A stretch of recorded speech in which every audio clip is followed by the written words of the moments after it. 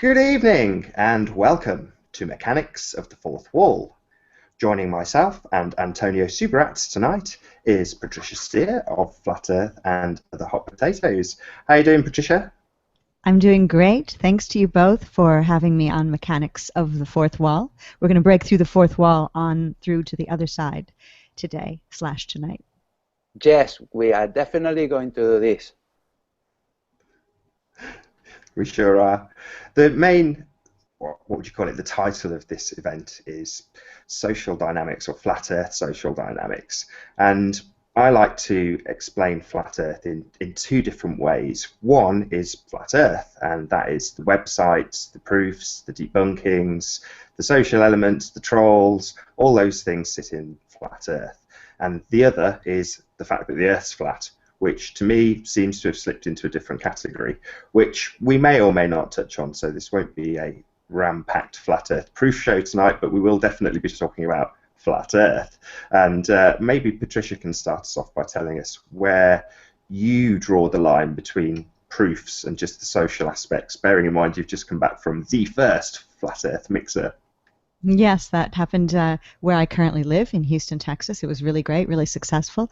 And as of the recording of this show, which is April 26, 2016, I'm going to be putting a video on my channel, one of many videos that I'll put them out little by little of that event for those interested. It went great, and I hope others do meetups and film them. It just helps everyone feel connected. We are connected, but seeing actual flat earthers side by side as opposed to just seeing one or two talking heads on a hangout video, it really just shows how we are more alike than we are different.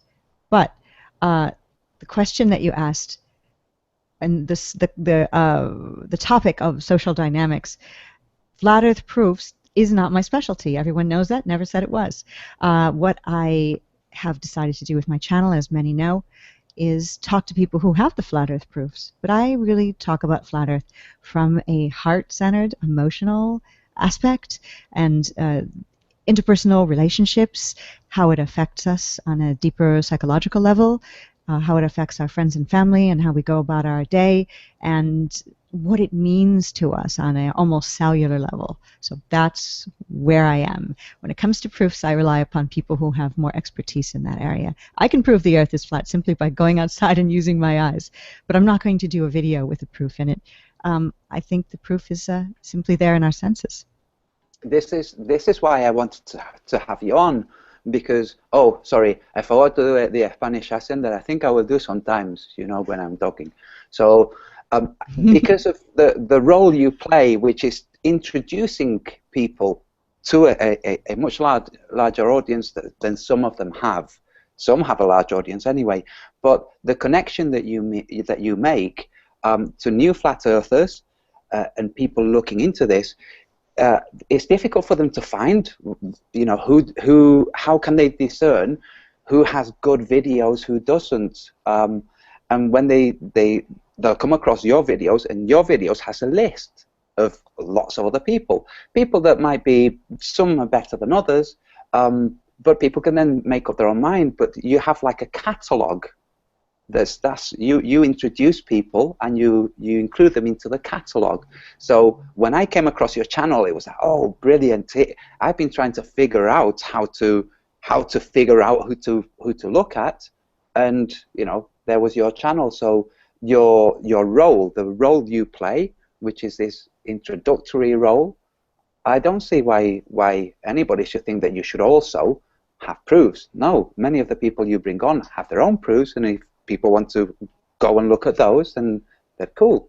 But this is why I wanted to have you on this show with us to discuss those social aspects rather than proofs. There's all kinds of aspects. There are flat earth aspects that don't have anything to do with proofs, like the interactions, like the infighting, like some of those things. Do you guys in the UK have a toy for children called Tinker Toys? Tinker Toys. Many Americans might remember it. And I'll describe it. Maybe you have it under a different name. There's these, probably they're made of plastic now, but when I was growing up, there was a wooden circular thing, and it had lots of holes in it on each side all the way around. And then you got these multicolored sticks. And Tinker Toys was a construction building toy, more favored by boys than girls, but I liked it. And you would take the circular connector piece with all the holes in it and take the multicolored sticks and put it in there and then connect with more connector pieces, and you could build something. Yes, yes. I consider my role to be that connector piece, and together we're building something. So it's the best analogy I can come up with, and if you don't know Tinker Toys, look it up. You'll kind of know what I mean. I find that being a connector of other people is very pleasing to me, and people have asked me, why do you do this? Why do you put out so many Flat Earth videos? I think that's a crazy question. I'm compelled to. I'm interested in social dynamics, human psychology, way before Flat Earth. It's something that's always intrigued me. Even when I was a radio DJ and for a brief time a talk show host in small markets in the United States, I was always, aside from just playing records, I'd talk about the artists and what their hometown was when I would talk about the songs. To me, that's interesting to know those things. And now that's sort of carried over into doing Flat Earth and other hot potatoes. So, but with the social dynamics of the Flat Earth, I believe nothing is off limits. Anybody can do their channel any way that they want to do it. If they want to do a channel and talk about Flat Earth and Hitler, go for it. If they want to do a channel and talk about Flat Earth and natural medicine, go for it. I talk about veganism. It's a big passion of mine, and Flat Earth. So I go for it. I encourage everyone to do it, or just strictly stick to Flat Earth if that's what you want to do. Policing each other in some ways is good, and in some ways is bad, and maybe we can get into that. Sometimes I think there needs to be more self-policing within the Flat Earth movement, but not about your freedoms to talk about what you wish, but about how you treat other people. And some would say, hey, you're trying to police how we treat other people. But in a society of any sort, even if we get rid of the governments we have now, we will have to, at some point, police how we treat other people, because you can't just go into your neighbor's house and break the door down and steal all of their food and punch their dog in the face. There's something in place socially that will prevent the crazier people from doing that, or at least put a stop to it. Most of us have something inside of us that would never allow that to happen. But within the Flat Earth community, there are a few people who break into your house, steal all your food, and punch your dog in the face. And so there's where the self-policing may come in, where some other Flat Earthers, and I've seen it happen, make a video saying, Mr. or Miss So-and-so, you can't say that about this other person. You're wrong, and here's why. But policing what other people do on their own channels and how they do their own videos, what they talk about, I don't think that's good. Because we all have to be able to express the freedom that we have. We're not allowed this freedom by others. We were born with this freedom. Yeah. Did you find... Sorry, you go first, Antonio. I was just going to say, what I've noticed is that there are people out there who, I won't say any names, but who believe that they deserve something. And if they don't have this something, in England we have an expression, they spit the dummy out. It's referring to a baby who's angry and just spits a dummy out to start screaming. We call the dummy a pacifier here in the U.S. So I've seen people write, "You've spit your dummy out and thrown your toys out of the pram."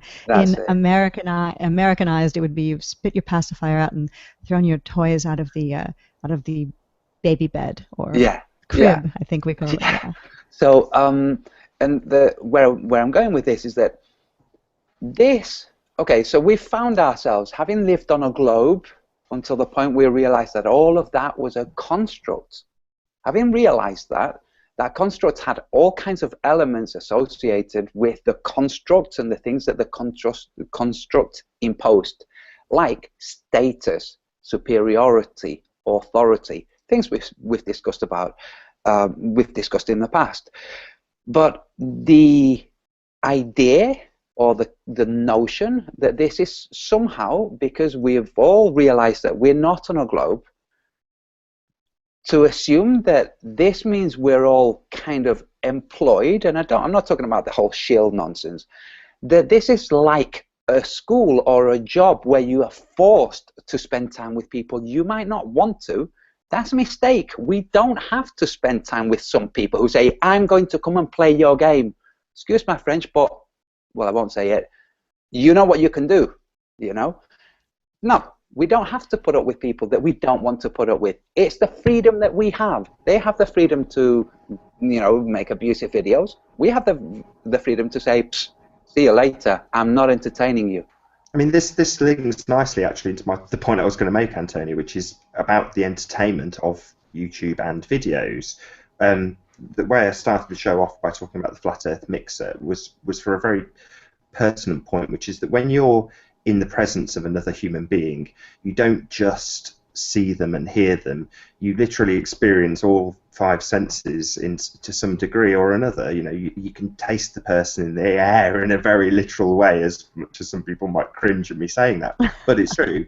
You know, you get a very different sensation from actually being in the presence of somebody else, and often people will be far more civil, polite, disciplined, and good-natured when you're face to face, whereas in an environment where we have the ability to be completely anonymous or semi-anonymous in some cases, it does tend to relax people's inhibitions in terms of their behaviour. And that was going to lead me on to the question I was going to ask Patricia, which was, did you find that when you were at the mixer and you were literally interacting with people? All of the people that came to my mixer were not well-known video makers. Most of them didn't make videos at all, and I hadn't seen a lot of their faces. Some of them were Facebook friends, and flat earthers, of course, and a few of them made videos, but on topics of religion. That would be their main, where they came from, and that's how they fell into the flat earth world. So I hadn't tasted their essence physically ever before, nor had I even seen them on videos in order to do that. But after being around everyone and shaking people's hand and putting my arm around people for photos, it was such a great feeling that I felt, this is crazy, these are my people. I finally met my tribe. And even if we're completely different, and prior to Flat Earth, if there was a group party, a giant party of just people, and some of these people were there, potentially we never would have grouped off and started chatting because of what? Age differences, social differences, physical differences, the way we grew up, the way we speak, what we're into. We may never have met, but the flat Earth is literally underneath us all, and it's brought us together. And the conversations went from flat Earth to many other conspiracies, to people talking about their children, to favorite foods, and it was so life affirming to have this meeting of flat earthers and literally touching another flat earther and realizing that, yeah, we're different, we're totally different.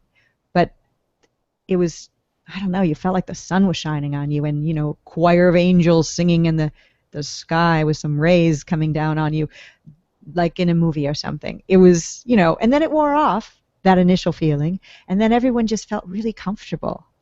And people were connecting afterwards, sharing phone numbers, and it just was great. So it is different. People, you know, the old keyboard warriors, people behind their computer screen can go on and do trolling to each other, or even if they're not trolling, they're fellow video makers making videos, making fun of other people. I have a feeling if any of those people actually met myself or others face to face who are not liking myself or others, their guard would be, they would be disarmed by the happiness that that moment would bring to them, and to see that we're real people, real flawed people. We are equal to them. We're the same. We're after the same thing. Our goals are the same. But we can still be different. It reminds me of a comment which was, there's no such thing as a grumpy old man. In other words, you tend to find that grumpy children and grumpy teenagers and grumpy adults become grumpy old men. In other words, some people are just grumpy, some people are just miserable, some people are just unhappy, and they just like to project that onto the nearest victim. The good thing about Flat Earth is that it doesn't trample on anyone's grave. It's not like 9/11 in the respect that you're not programmed from birth that 9/11 was this or that or the other. It's just something you may find out about, and undoubtedly found about it through the conspiracy, you know, realm. But with Flat Earth, you're literally programmed to ridicule the idea, the notion, and totally buy and accept the globe belief from birth. Therefore, miserable people find it very easy to latch on to flat earthers and ridicule them and poke at their potential to earn money. And actually, I was going to bring this up to perhaps later, but I'll bring it up now, which was a point about Jeren. And Jeren's backstory is fascinating, but Jerenism. Sorry. Yeah, Jeren from Jerenism. Correct, Jeren from Jerenism. So his backstory in computers and tech in general, specifically Bitcoin. I think he was an editor for somebody who did pieces on electronic currency. So he's very, very well versed in that subject. Now, if Jeren was to make videos specifically about that subject, he would undoubtedly have 10 times the number of subscribers. I've heard some of the work he did while he was in that field, and he's excellent. Now, the fact that he does flat Earth is in some way a massive hindrance to his ability to make at least YouTube money, because he could be, not raking it in, I'm sure nobody does on YouTube, but making considerably more money by just talking about Bitcoin. But he chooses not to because it's an absolute revelation. Nobody's doing it to be popular. Quite the contrary. Jeren, especially, is a good example, could be a lot more popular if he just talked about that tech rather than flat Earth. But he chooses. Sorry, you go ahead, Antonio. It's the same with Mark Sargent. Now, I'll just disagree with you there when you say becoming wealthy from YouTube. You don't think so. I know somebody who watches. My sister has a 10-year-old daughter, and she watches this guy called Dan TDM, who plays Minecraft. Every day he puts 1 or 2 half-hour videos of him playing Minecraft, commentating on what he's doing.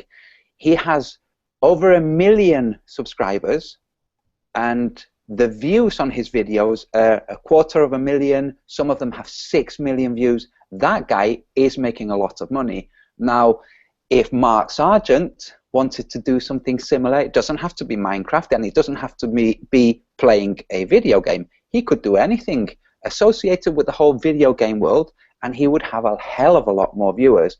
And the same with Patricia, with beauty products. Patricia, over to you. I know that if I wanted to make money on YouTube, that because I've looked at all sorts of things on YouTube, just glancing around as we all do, there are a number of women of all ages, young and old, who do makeup tutorial videos. They do fashion videos. They give their advice. Some are experienced with degrees and some are not. And there is a market for older women and makeup tutorials and fashion advice. And I've watched some of those videos and got some makeup tips, and it was enjoyable. I'm not subscribed to any of those channels, but you know what?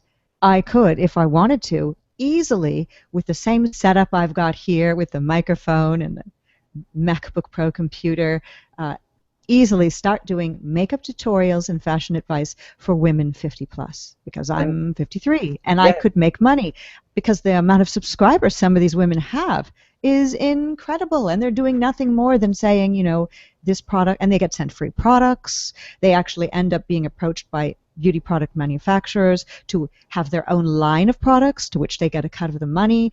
And some of these women seem to be quite nice people. You see their family on the videos sometimes, or their boyfriends or husbands or girlfriends in some cases.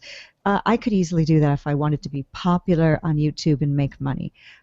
Everyone wants to be popular, even in the flat earth world. Some will say, oh, I'm doing this. It's not a popularity contest. I'm making videos.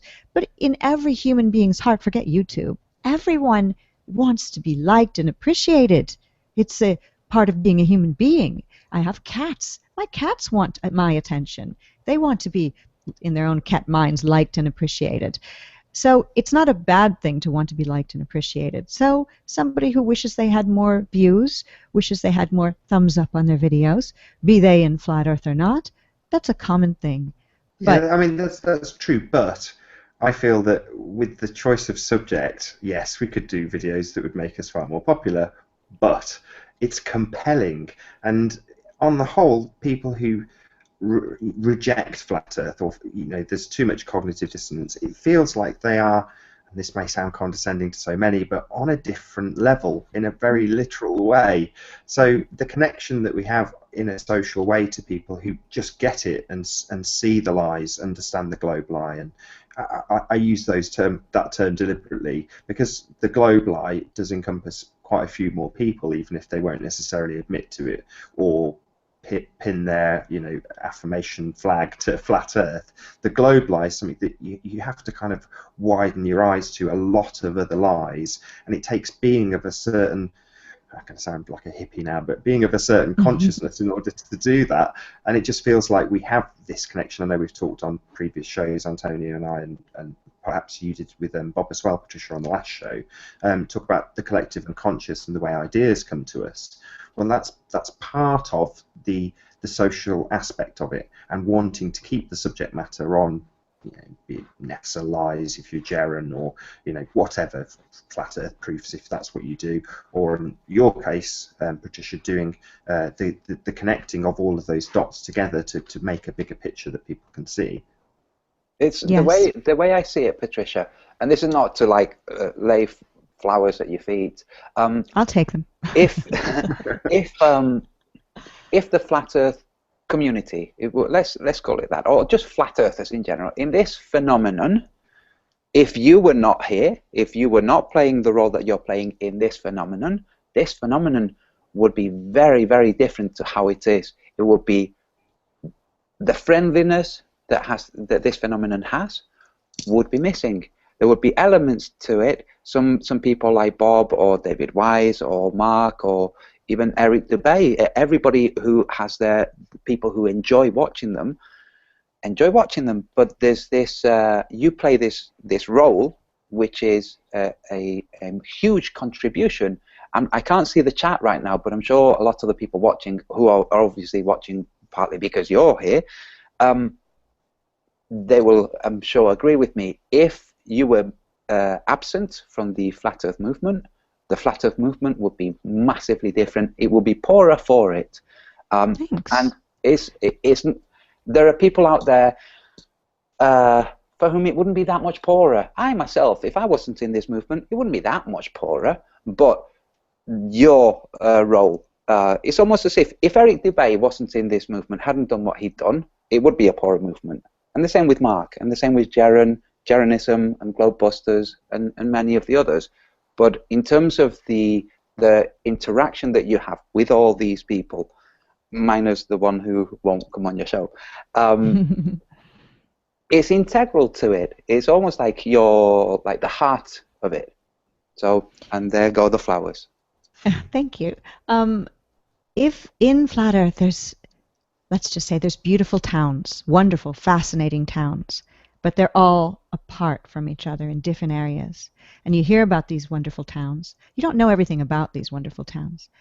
In order to get to these wonderful towns, you need a bridge. So I decided to be the bridge between these wonderful towns. And the wonderful towns are the different people. And I'm just the bridge so that everyone can get to those towns and experience every single thing about. Now, anyone can go if I disappeared tomorrow or didn't even exist in the first place. We all would have met Nathan and Antonio and everybody that's been on my show. But you might not know little facts about them. They would maybe come out over time, but you might not have met them in that way that I try to present what I do. It doesn't make me important for proofs, of course, of Flat Earth, but I just want to do. I'm doing what I can do. I'm doing what I want to do. Not even that. I'm doing what I'm compelled to do. It's not even a want anymore. I was going to say, you summed it up quite nicely when you said that we are thrust into an arena with people that we may not necessarily be scrambling to be part of their lives in any other social situation. So suddenly, and I'm going to use Jeff Stewart, I'm sure he won't mind me using him as an example because he knows full well that he intentionally rubs people up the wrong way, and he knows he's doing it. But some people find that extremely grating and irritating, and Jeff will just laugh that off. Now, I'm not criticising Jeff and his methods because I like Jeff, and I will watch his videos and he does have great Flat Earth proof. His background has provided that. And because of, again, Flat Earth, I've been linked to this person that I'd never have ever been connected to in any way, shape, or form if it wasn't for flat Earth. And I love that, the fact that I can rub shoulders with someone like Jeff, who ordinarily, I just can't see how our paths would ever cross if it wasn't for flat Earth. And I'm sure that that's true for you in 100 different ways that are positive, like with me and Jeff Stewart. Maybe you're not quite the same with Jeff, I don't know, I won't grill you for your feelings, we're not going to get into knocking Jeff here. But I was going to bring it on to the polar opposite of that, which is you get people that, for whatever reason, they've never met you. And we're focusing this intentionally on Patricia. If anybody's watching this thinking, oh no, are you putting in a corner? We have discussed this at length. But you get people who will comment in a vile, disgusting way and hate you, literally hate you, for no reason, and these are flat earthers. Where do you think lines should be drawn in terms of people's behaviour, anonymous or not? Well, I mean, I don't think anybody should behave horribly to another human being, ever.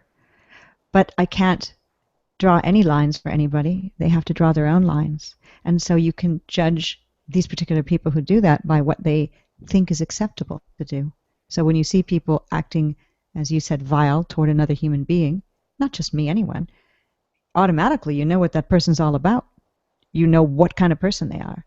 So if somebody wants to present themselves as being, let's just say, not that nice, not that thoughtful, maybe even not that intelligent, by lashing out at other people who they don't really know, who are only doing the best they can to try to help, then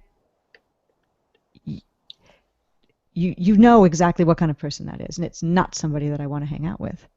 I mean, Antonio touched on this earlier when he was talking about people's expectations, and I think again, it's flat Earth gives you a certain sense of self-importance because you do have your eyes open to a lot of lies, but self-importance doesn't necessarily mean that you have any entitlement to anything. Just because you realise your own ability doesn't mean that you're suddenly going to get a Ferrari or get a massively successful YouTube channel or anything for that matter. It's about oneself as opposed to what suddenly the earth will give you just because you've had this realization. I mean, maybe that's something you want to talk to, Antonio. Yes. First, I will just say Audi R8. So not a Ferrari. The intention out there. Yes. So yes. Me, from my standpoint, I can't understand. I really can't understand how somebody could have the scales fall from their eyes to the point that they realize we're on a flat world, and not have the same scales fall from their eyes to realize that hating someone is the most negative thing you can do to yourself. It doesn't. How can this be? I really don't. I don't understand it. As far as the ego-driven people who not so much send out hate, that's they might do that, but the way they comport themselves, expecting or demanding, again, it's the same thing. How can the scales not have fallen from their eyes in that respect? How is it that anybody can assume that they have more importance than they actually do, or demand more importance? It's like, no, we all have. This is the crux of the whole flat Earth world. We all have an inherent importance. That importance is infinite, and you can play with it, you can hone it, you can direct it, or you can muddy it, dirty it, corrupt it, distort it. It's all in how you deal with yourself. Now, I see that every single other globalist out there has the same importance. They're just kind of cut off from a point of realization about their own importance, so they attach it to status, to possessions, to the partner, to things, some things which are valid. For instance, the family. They derive a sense of importance from the family. Some derive a sense of importance from their job. Everybody strives to find a sense of importance a sense of value. And this is partly the reason I think they still prolong the globe, because the truth is the globe is dead. I bring up this analogy. It's not actually an analogy, but it works as a metaphor. El Cid. There was a famous film in the 1950s called El Cid with Charlton Heston, and it's a famous story. It's a legend, but it's actually historical. It's not like King Arthur, where it might be more mythical legend than historical. And this was a Christian fighter, a Christian leader who helped fight the Moors. Well, he actually helped stop the Moors from invading the north of Spain. He was killed in a battle. He was actually wounded in a battle and died later on. But because he was such an influential leader, the advisors around him realized that if they announced that this warrior leader had died, the morale would drop massively and they would lose. So what they did was they propped him on his horse with a wooden frame inside his armor, propped him holding his hand out with his lance tied to his fist, and marched him out in his war horse. And everybody saw that their leader, who had been so grievously wounded, was now back in fighting form. And they rallied and won. Now, this is what's being done with the globe. The globe world is behaving as if the globe is still alive. It isn't. We've killed it. We know it's no longer something that is true. It never was. Now, either the Mandela effect has kicked in, and it was true, and now there's been some shift where suddenly it's no longer true to some of us, or it never was true to begin with, and some of us have realized this. All new truths go through this stage of being known by first one person, then two, and this exponential growth that happens. So with this demanding and assuming that you have more importance, like, no, you have an infinite amount of importance. Don't look for others to validate that importance. That's a clue. Yes, it is. Damn. But yes, so what I'm, to conclude my point, everybody is immensely important, and you either thinking that you are does not mean that you're egotistical, full of yourself, or anything. It just means that you've realized this. You've realized that you're important by virtue of being a human being who is alive. You know, we know that there are important historical figures who are no longer alive. We know that they're important. We don't know about all the other people who are anonymous who died, but they all had their importance. It's an integral part of being a human being. So when people think that they will derive more importance by an action or by being acknowledged from others, that's a mistake. You can use, Patricia, you're using your importance, you're using yourself to include other people. Now, in the actual terminology of the word import and importance, that's exactly what you're doing. You are importing into the Flat Earth movement connections between people. You've interviewed people that I didn't know about, and after you've interviewed them, I've gone and looked and thought, wow, brilliant. And I'm thankful that they were in your show. So you're bringing important. Your role is literally important. That's what you do. You import into the FE. And Globebusters does the same with the clues, with the observations, with the sharp thinking that Bob and Jaron and we all have a way of bringing something to it. Bringing something to it literally means importing. That's what it means. You know, we use these terminology like bring something to it. Like, so people demand that you bring clues. You can say, no, you can demand what you want. Carry on demanding for as long as you want. But I just wish that people would find a source of happiness that they can fill their heart with, and then carry that into their lives. That's my view. We have to get away from globe Earth thinking. The globe is dead, like El Cid, propped up on the horse, and instead of a lance taped to his hand and his armor, we've got a NASA rocket at this point. But we all know the globe is dead. And if we move away from globe Earth thinking, we'll move away from this demands people have to be important, they will then realize they already have been important all this time. That the Glober thinking has made them feel unimportant. But now we know we're all the same. The flat earth is the great leveler, literally. There are people on YouTube in the flat earth world who have a small channel who have 3 subscribers. All of us here had a small channel with 3 subscribers. Even Eric Dubay at one point, who has a massive channel now, had at one point 3 subscribers.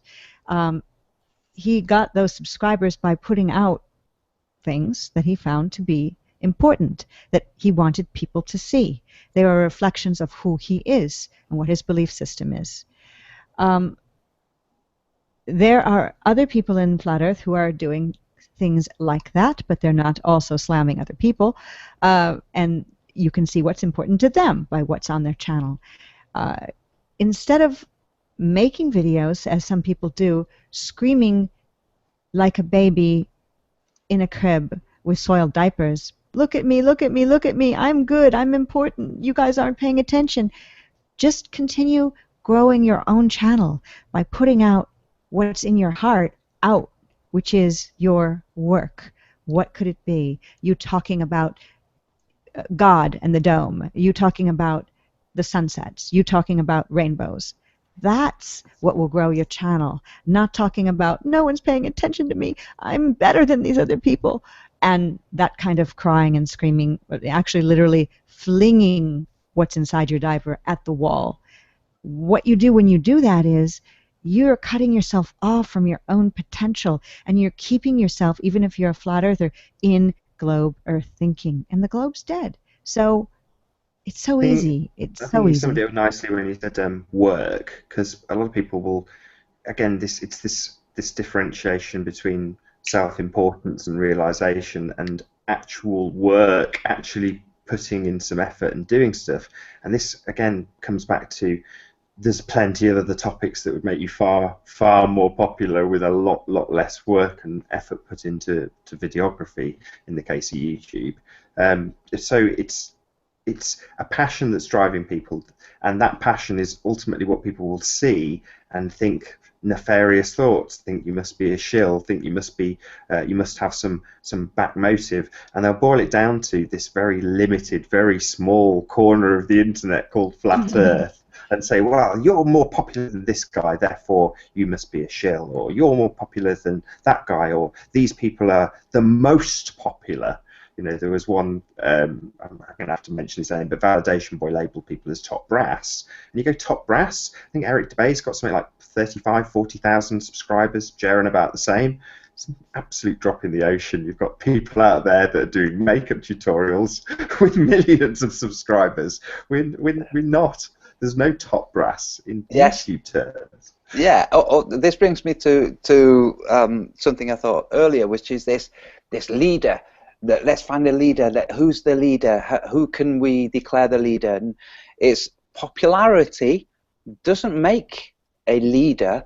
So being the most popular, if popularity made leaders, then Eric Dubay would be leader. But obviously he's not. He's the leader to the people who consider him the leader. But that's all to do with consideration and opinion and all various different things, which would be 100% valid to the people who hold those opinions. I'm glad that there isn't a leader, because if there was, then all that, the powers that be, these nefarious characters would have to do is just off them. There you go. No more leader. Now who's going to offer to become leader now and be offed? Nah, it's not going to work. So, and also, if we consider popularity to be reflective of leader, then how many people in the UK think that David Cameron is popular, and how many people in the US think that Obama is popular, or Hillary Clinton, or Donald Trump? Are they more popular than the Kardashians? Does that mean that the Kardashians, by virtue of being more popular, are the leaders of the United States? No, it doesn't work like that. So I'm glad that the leadership situation is not something that we actually have to resolve. It's a nonsense, is what it is. It's globe thinking. It goes back to what you were saying earlier, Patricia. The globe the world we lived in before with the globe had all kinds of entanglements, psychological entanglements, to do with being a human being spinning through space on this globe. There was the lack of the loss of a creator consciousness, a consciousness of a creator. That's gone. There were people who were Christian and had other faiths who still had this creator consciousness, but the vast majority didn't. The vast majority of the world was atheist. When it gets to the point that the flat earth is the predominant view in the world, then the predominant view will be that there is a conscious creator who could very well be observing. This is what I think scares many globalists away. They like to have their dark secret thoughts that nobody will ever know, and feel comfort in the idea that nobody will ever know. And when you say to them, look, dude, the world is flat, they quickly think, oh, shit. Ooh, sorry. Oh, dear. If it's flat, there's a creator. If there's a creator, he's been hearing my horrible thoughts. So they shy away from it. So, but yes, the entanglements from the globe thinking that some of us still have. Obviously, we've just been discussing various people who still have these entanglements, this ego entanglement, this importance entanglement, this declaring all of this. These are entanglements from the globe world. We have entanglements in terms of and entanglements that still exist in us. We've not detected them all, so we've not been able to divorce ourselves from those entanglements. They still. Can I address one, Antonio? Yes. Just because it's none of the above, which is to say, it's not an emotional one, or it's a literal one, which was the entanglement with the heliocentric tendency to use the stars, the planets, wandering stars, as proof of their model or proof of the spherical nature of the Earth. And in flat Earth terms, once you divorce yourself from heliocentrism, if that's a word, you then find yourself looking for the equivalent proof to make the Earth flat, and you don't need to look up at the stars to realise it's flat. You've got, again, back to Jeff Stewart. God, you're getting 2 mentions, mate. He's got, targeting ships with, I forgot the name of the targeting system. He mentioned it about 100 times in the show. I think it was Aegis. But he's targeting ships at the waterline at 100 miles plus. Therefore, the water's flat. Now, flat water, flat Earth. Well, not necessarily. There's topography. The land rises. It's some of it's above sea level. But you've got plane surveyors referencing it in terms of sea level when they're making their very flat measurements for whatever railway lines, if you want to use that as an example, to boost validation point, because he kind of had that point, which is to say you don't need to have 1,000,001 equivalent heliocentric, equivalent to the heliocentric proofs in flat Earth. That's just an old-fashioned entanglement we have with the way they fed us complicated, non-stop lies on top of lies on top of lies, and you sort of have to disentangle yourself from that way of thinking and go, well, what can I just observe? What can I just see? Yeah, it's great if you're someone like Jeff and you can target ships at the waterline at 100 miles, but in terms of what you can just go out and see, it's a nice simple one at the beach. You've got the water rising to your eye level instead of falling away as it should on a globe. It's a nice simple thing to just go out and have a look yourself, but that's back to self-realization, and that gives you a feel of self-importance. But that doesn't mean that you're owed anything. It's back to how much work you do. And in the case of Patricia, she does a lot. You do a lot of work. Sorry, talking in third person. You do a huge amount of work, and that spreads flat Earth information. If anybody ever knocks you for not having flat Earth proof, you interviewed Brian Mullen. You know what I mean? Yes. Quite a while ago, actually. I don't know how the people who criticize you for not bringing proof, on the back of what Nathan just said, Brian Mullen is bringing stuff. They're serious, like really serious stuff that can't just be ignored by the world of academia. So you brought him. He was making his videos, and I'm sure he didn't think, hey, Patricia, why don't you interview me? I'm sure you found his videos and thought, wow, this guy. He didn't approach me, no. And he didn't make videos demanding that I interview him. No, of course not. And Brian Mullen has never made a video disparaging other people in flat Earth, nor even a comment. So this is what I was going to say. Now, how do the people out there who say that, you know, this is, you know, you don't bring anything like earth-shattering, globe-shattering. You do, first of all, Brian Mullen and others, but it's almost as if they don't stop to think about how you got to find a Flat Earth Hub or Brian Mullen or any of the other people. Nobody contacted you and said, hey, interview me. You're dedicated to this. You're looking around, you're seeing things, and you're then engaging with these people and interviewing them. It's not falling on your lap. It's all the result of effort that you're putting into it. Now, I know you put the effort into it because you love putting the effort into it. It's a critical subject, and to not discuss it, to not bring attention to it, to not help in some way. There are people out there who help merely by making comments, you know. Yes. And I've said this before, and I'll say it again. I urge as many people out there who are not currently making videos to maybe start making videos. It's not as hard as you might think if you haven't started already. Sorry, I'm going to interrupt you there, Antonio. Yeah. There was I think it was Jason Campbell, and he said, God, I wish I had still had the effort to make, or could summon the effort. I can't, the comment's not up now. It was about 20 minutes ago that he made the comment. And I thought, shall I interject and say, just make one, just find a white wall and hold your camera, selfie mode, just make sure you hold it that way round and not that way round. Yes. You know, but it's pretty simple to make a video in the modern times now with a camera phone. I mean, this is something in everybody's back pocket. It's dead easy.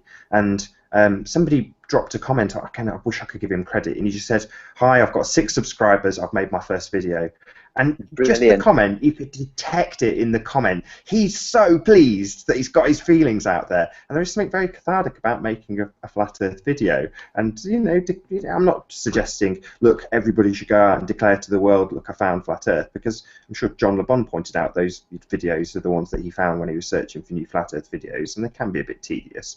But it's not to put down the point or to diminish the point, that to say this is what I've seen with my own eyes is a very empowering thing.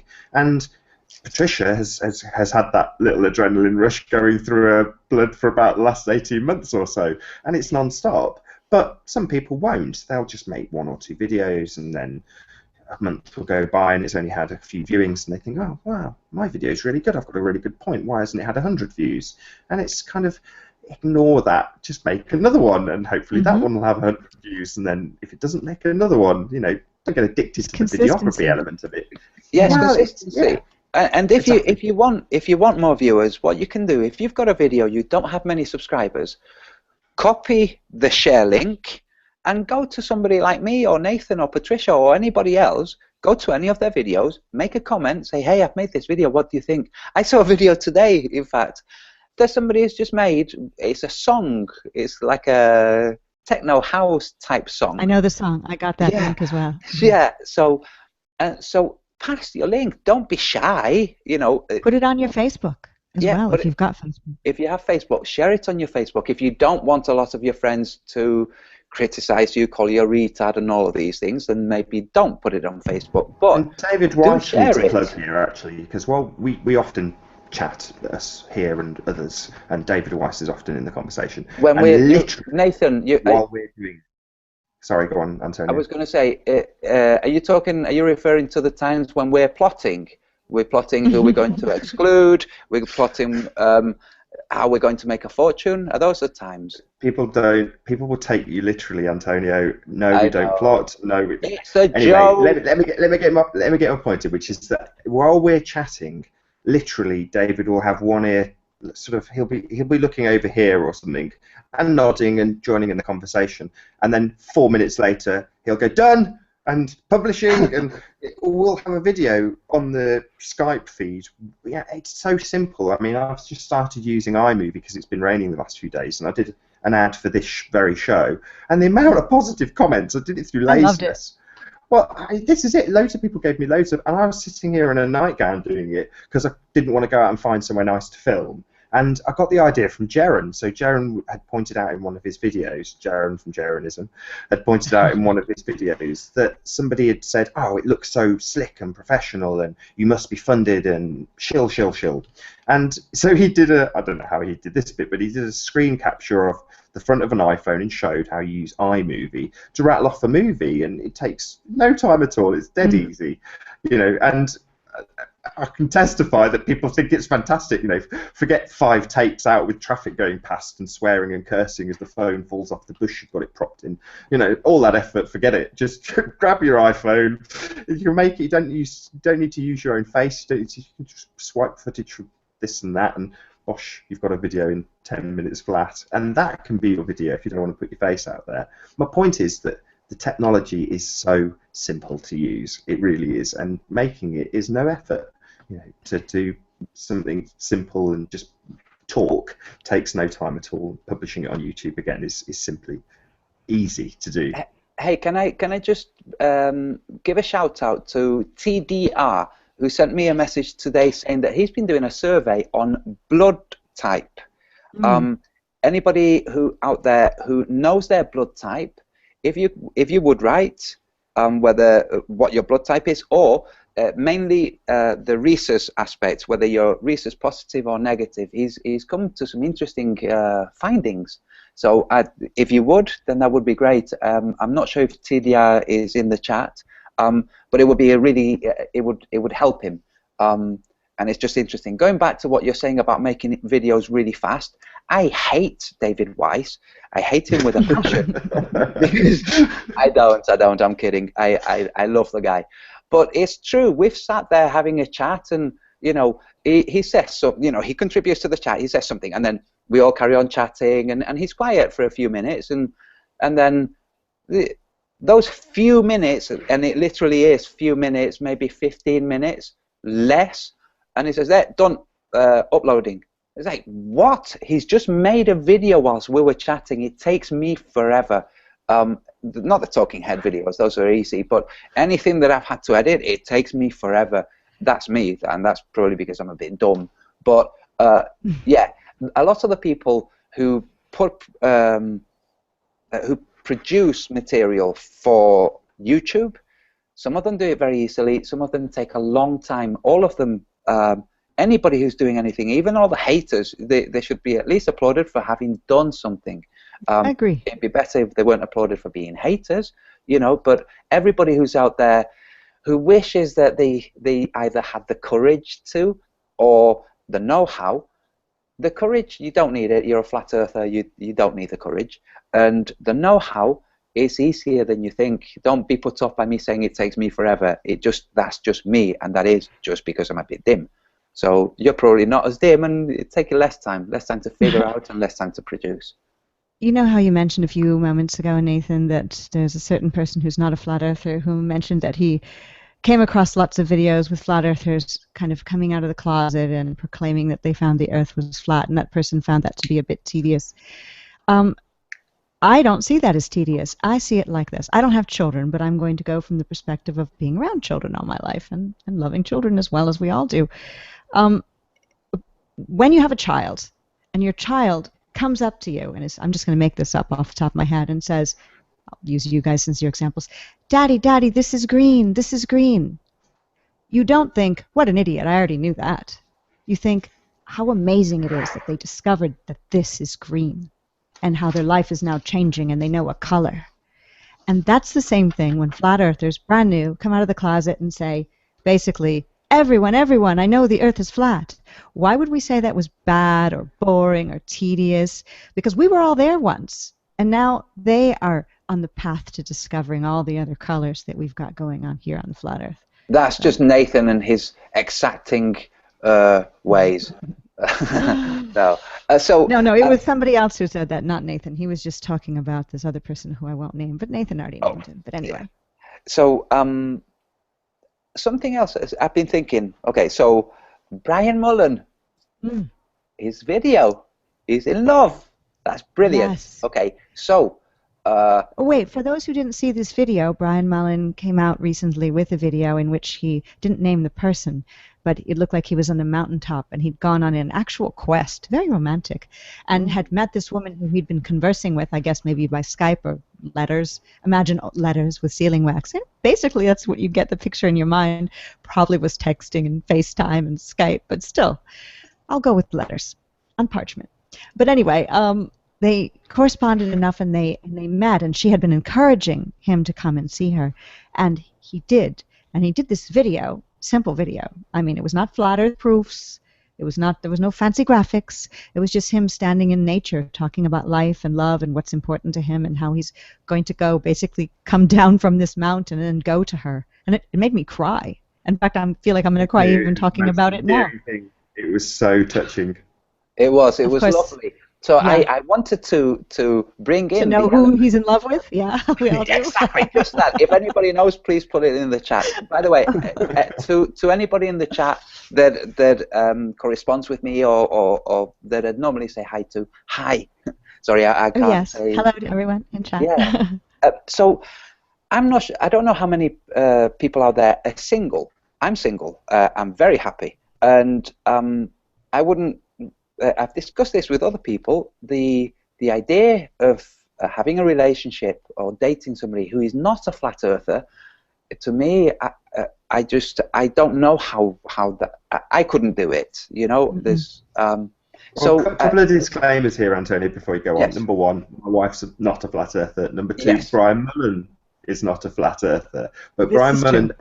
Hold that thought, because it's an interesting one with Brian Mullen, because Brian Mullen is a nice example of flat Earth versus Earth being flat. So Brian Mullen is investigating the Earth being flat, although he is now boiling it out into far more fundamental things, a lot like Bob from Globebusters. But he is expressed on his videos how he has had to toy with the idea of whether to get into flat Earth, which is a different thing, you know. To enter into this social environment of flat Earth is different to just investigating the shape of the Earth or debunking the globe or looking at whether or not it's flat. And you know, we've talked about Jeff 3 times now with his targeting ships at the waterline. But flat Earth, flat water, or as the channel name has now got that flat water, flat Earth, it rings very true. And also, Brian Mullen is flat Earth friendly, if that makes sense. He's not anti-flat Earth, so he's kind of like Rob Skiba's very flat Earth friendly, and on a different level. He's a little more actually flat Earth than Brian Mullen. But being involved in a relationship for me as a single woman, I'm single for many reasons. One of them is because prior to flat Earth and continuing now, I'm vegan, and before that vegetarian, and I'm I think I'm totally normal, but I have a lot of ways I think and believe about natural health and the way other people should behave toward each other and my love for animals. All of these made me an oddball in some ways way before Flat Earth came along. Then Flat Earth came along, and I've marginalized myself to the point where finding a suitable partner for love, which I really dearly want, is become quite small, like to the point where it's microscopic, especially if you become an older woman. Then you're less marketable in the society in which we live. But that's globe Earth thinking. So within the flat Earth, there are many people like you, Nathan, who have a loving primary relationship, a baby on the way, and I know you've made that public already, so I don't feel bad saying it. But your wife is not a flat earther. But you already had that relationship established, and the love was there when you got into flat Earth. But I'm talking about now, like for those of us who are single, going into the world and attempting to meet someone. If somebody introduces you, or you go to a dating site, or you stumble upon somebody in a grocery store, if they weren't those things that I am, it would be I couldn't. So I know I'm cutting myself off. There's an interesting interaction that you have that gets discussed quite frequently, which is your interaction with another single flat earther, Mark Sargent, and this will get picked apart. And Sasha and I were discussing this the other night. The way that two single people, if you have interactions, and I'm trying to lead this back into what we started with, Antonio. I'll get back to you. We will get there. But it'll be looked at, and I don't know if sexualized is the right word. Oh yes. But yeah, it's something that I'm hoping you can address, so that people can look at it from a non-flat earth, a normal, just the social standards we should all have anyway. Yes. Well, Many have said Mark Sargent and I are actually really married. It's not true. And we're actually really a couple. Not true. And have encouraged us to become a couple. We love each other, but we don't love each other in that way. We have a really great chemistry in that sort of friendship way. And we both probably, although I've not really spoken to him about this, want the other person to find love. Well, I would imagine he would want me to find love. I don't know if that's what he wants out of life. I don't quite know, because everyone's individual and different. But we would be probably the first person to stand up and applaud if the other person announced they'd found love, in their life. But many people wish Mark and I would become a couple, and we are a couple in like our own way, and in a professional way. Yeah, it's a beautiful relationship. It has mutual respect and admiration. We help each other. We encourage each other. The old expression, we've got each other's back, that kind of thing. And finding even a friendship like that in the globe Earth thinking model is hard enough. And in Flat Earth, you already have that common thing. I do want love, commitment. I want marriage even, old-fashioned as that may be. I don't have it because even prior to Flat Earth, as I mentioned, I was a bit different. And now Flat Earth's made me even more different. But I know that I don't want to try to teach somebody about the Flat Earth. I don't want to try to teach somebody about this. And then I've got the whole vegan element. I want to help others do that, but I kind of want somebody who's, maybe it sounds selfish, maybe there's a new person right now waking up to Flat Earth that would be the perfect partner to me. I'm not talking about that. I'm talking about just the guy right now who's saying, it's a globe, it's a globe. That person. That would be hard for me to have a relationship with. Let me interrupt you, okay? I am thinking this. You are single. I am single. Sorry, I just had to do that. We wanted to do that since we started this chat. It's a nice segue though, because I know one of the things.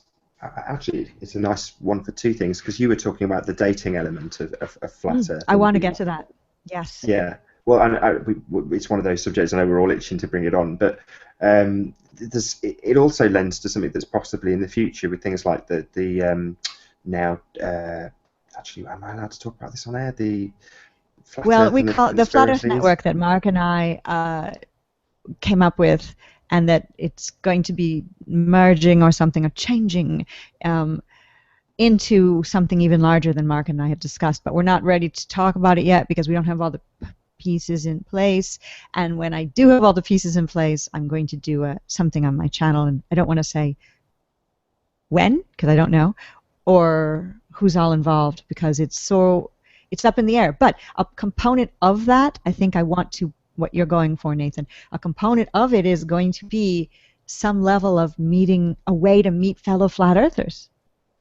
Because we are cut off. Yeah, we could, you could message another Flat Earther, go to their channel, click the About page, and if they've got Google Plus, you can email them. But just imagine, get an email, I think you're cute. I mean, it would just be weird. There's got to be a better way, because we don't know if the other Flat Earthers are single, or if they, be they male or be they female.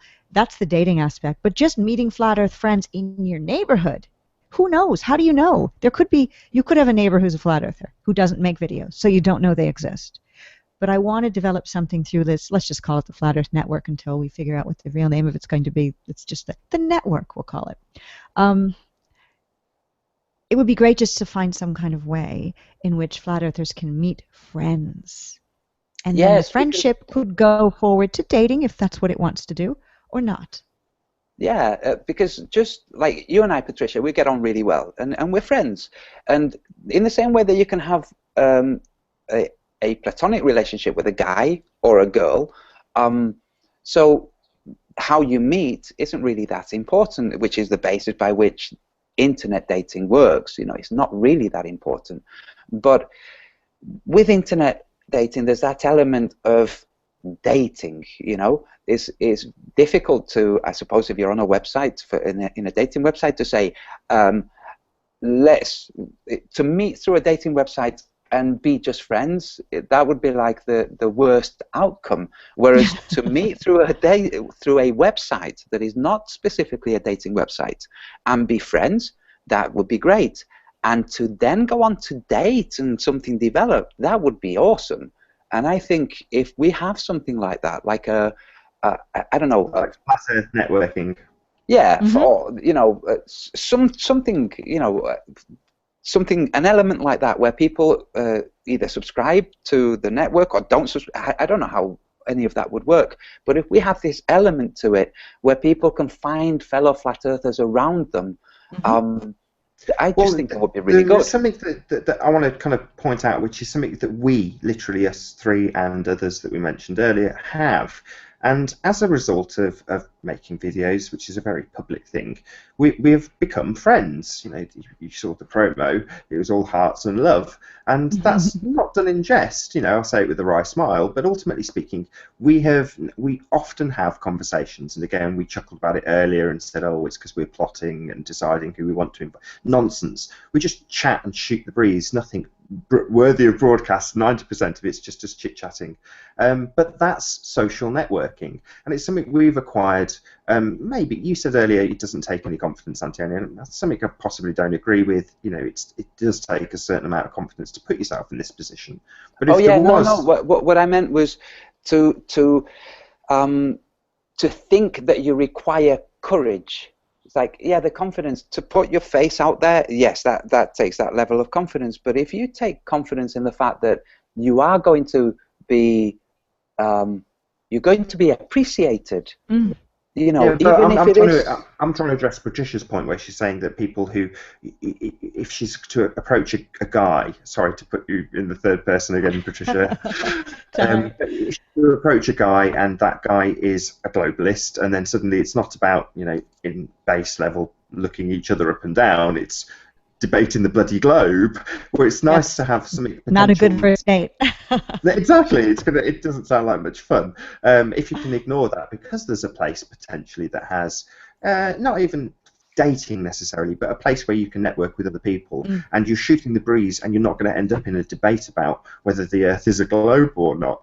And that's something that potentially the Flat Earth Network, or Flat Earth and Other Conspiracies Network, or Flat Earth Networking, or whatever it may be, is a way of taking out the venom and the anger and the horrible people that essentially are getting very angry about something that most people don't bat an eyelid about. Most people, you say, yeah, it's a globe, and they go, yeah, fair enough, and they're not going to get passionate and go, it's a globe, rah, rah, I'm so angry. It is what people say it is, which is what our haters do, and you kind of wrap your head around that and think, this is crazy. You don't go around shouting, I can't remember who gave me this example, but it was Chris Rock. He was saying you don't get people who say I love mustard going into the ketchup forums going, mustard is the best. It just doesn't happen. It's complete nonsense. The Flat Earth Network will have an element of meet your fellow flat earthers. I've already come up with that idea. It's planned. It's going to happen, and it's not really a dating site. But you can use it as a dating site if that's what you're into. But you can also use it to meet like-minded people in your area. I don't know how I'm going to pull this off, but it's going to happen. Well, Flat Earth Network's going to be defunct and forgotten about, but I bet that will get molded into a new thing, which is Flat Earth Networking. Yes, exactly. But the thing that Mark and I wanted to do originally, and we were approached by a producer, it's still happening, and I've mentioned this before in my show. It's not backburnered or anything like that. It's in progress, behind the scenes, being worked on with websites and such, and I will present exactly what's going to happen with the people involved soon as I have all the info. So stand deals by. on that name if you use it. Flat Earth Networking. That's mine. That's good. I like it.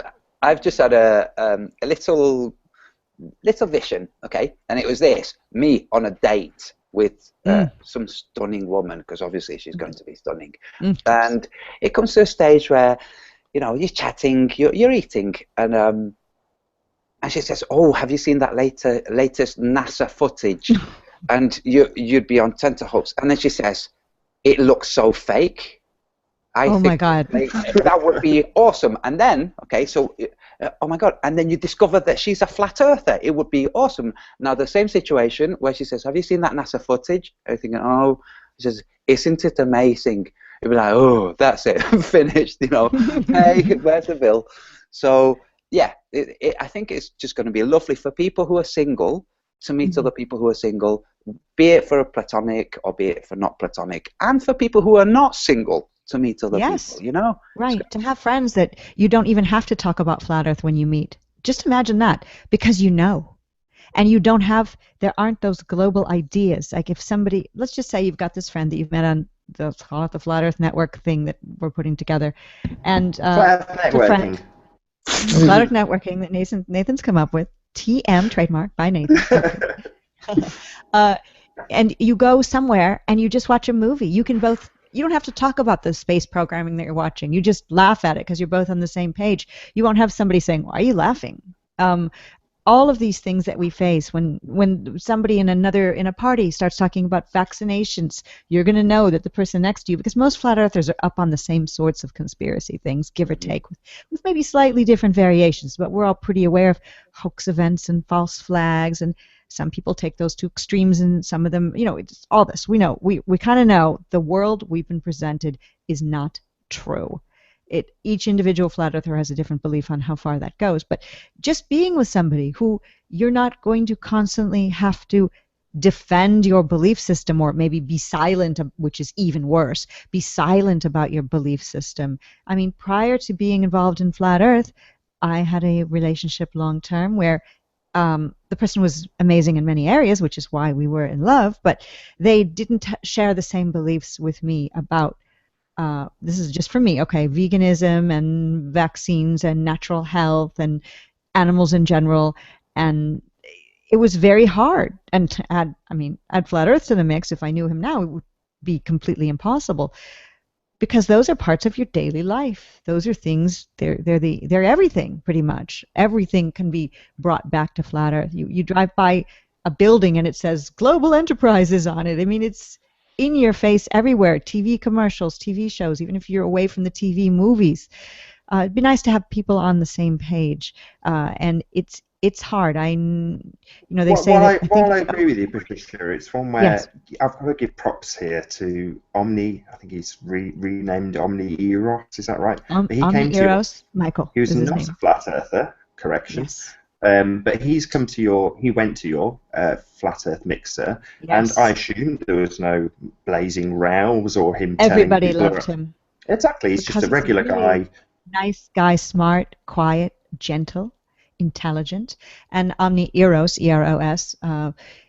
He lives in Houston. He lives quite close to where I live, and we just accidentally discovered that, and we became friends because I'm hungry for a friend in the world of, I don't like to call it conspiracy, but let's just use that word. He talks about conspiracies and is quite well aware of conspiracies, which is how he initially found a video of D. Murphy 25, and known as Allegedly Dave, and myself on my channel. Somebody sent it to him. Dave was talking about fruitarianism, veganism, health, the age-old practice of urine therapy, and somebody sent Omni Eros a clip of that and said, get a load of these conspiracy kooks. And that's how he discovered me and made fun of me, his first video, and I was sent it, and we kind of developed a rapport because I wasn't mad at him. No need to be mad. I tried to explain the flat earth to him and all that. Anyway, we became friends. Even if he's not a flat earther, he toyed with the idea. Because he's a regular person, but he understands other conspiracies. So he's one of those rare people who won't be screaming and yelling. I walked around and was socializing with everybody at my Flat Earth Mixer here in Houston on Flat Earth Day, April 22nd, our first one, 2016. And he was mixing and mingling with everybody. They were talking about other conspiracies. And there's a common bound. But, well, I mean, Omni is married to a man, but if he were a male and we were in a relationship, it would be a lot easier to make that relationship work than it would be somebody who believes everything mainstream media tells you is true. That would be almost impossible. Like my ex-boyfriend I spoke of earlier. Patricia, are you saying that Omni Eros is gay? Yes, he is. Oh, oh, well, I've been liking his things, but I won't now that I've found out he's gay. Yeah, By we the do way, have that. I know you're just joking. yes, yes, I love the guy. I find him freaking hilarious. I do. So, just for some people in the chat, I noticed earlier that some people were kind of confused and hurt when I did this. Patricia, you single, me single, ah?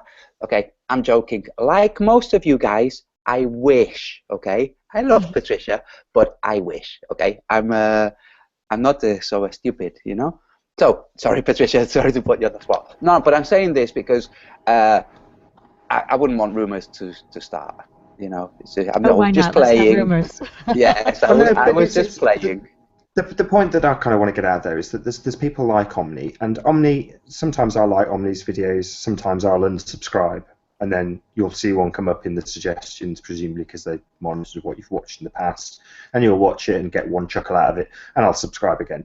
And in the chat at the moment, we've got Jesse Spots, and the same goes for Jesse Spots. Sometimes he'll put something out there, and I'll think, I don't want to fight with Jesse just because he's looking at this, and I'll unsubscribe, and then I'll subscribe again. And that's the way it should be. You know, if somebody's infuriating you for whatever reason, there's no need to engage. You can just go about your business and you don't have to watch. There's a million other flat earth videos if that's all you're into. And there's a million other videos, 2 million, maybe there's more than that, other videos on YouTube that you can go to and have a look at, rather than getting angry and leaving venomous comments about globes in flat earthers videos. Go and find something that makes you happy. Don't internalize your anger. Yes, and you can externalize your anger, as some do, by making videos against other flat earthers if you're a flat earther, but I don't see what that does for you.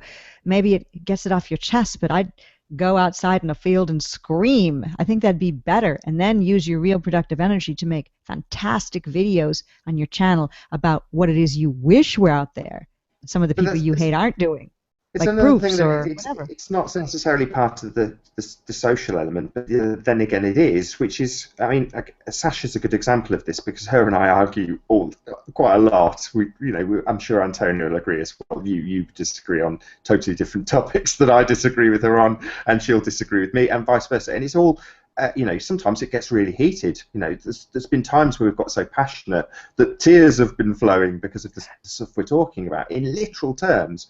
But at the end of the conversation, none of us are falling out with each other and suddenly you're not writing making a video. nasty comments. Yeah, I'm not going to make a horrible. video because of her views on simulation theory. And at the end of the day, I always dry my tears, so it's okay, Exactly. The same goes with Jesse. I will leave Jesse. I'm really sorry if you're watching this and you're like, what? But I will leave him some really horrible comments to his point, or disagreeing with him, and I'll put a lot of passion behind it. But it's not to say that I hate Jesse or hate Sasha if it's something about simulation theory that I just vehemently disagree with. It's not that suddenly I hate them. It's that we disagree with an individual point.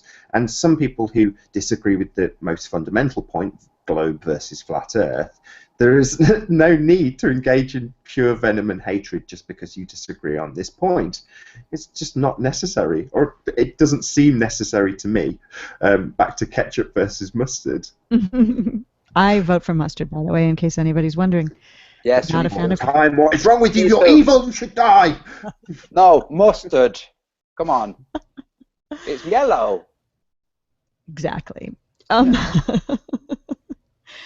I think, though, that part of the social aspects of flat Earth are that's a slight negative to bring the conversation down is there are people who are very hurt somehow. Their hurt comes from pain that was in their hearts long before they found the Earth was flat. Where does that pain come from? Maybe it was a childhood problem, an issue. No one's perfect. None of us have had perfect childhoods. Maybe it was something that happened when they got a little older. Maybe they had trouble relating to other people, or it was trouble with money, or trouble with jobs. Something has wounded them. Maybe it was something really horrible that happened to them physically, some level of violence that was enacted upon them. Something happened to them. Then they come into flat Earth. They're a flat earther. At that point, they're still coming into it with that baggage. We've all got baggage. And they've got that chip on their shoulder to begin with. and they put out good material. But they see other people have more subscribers. They see other people maybe doing more hangouts. They see other people might be getting more attention from what they think are the quote-unquote top brass, or those in power, those leaders. When the reality of it is, there's no leaders. There's only people who are exhibiting leadership qualities. I am not a leader, but I do exhibit leadership qualities. I have that in me, and I always have. I think of things like Flat Earth Day. Let's do a Flat Earth mixer. I do it. Some other people do it.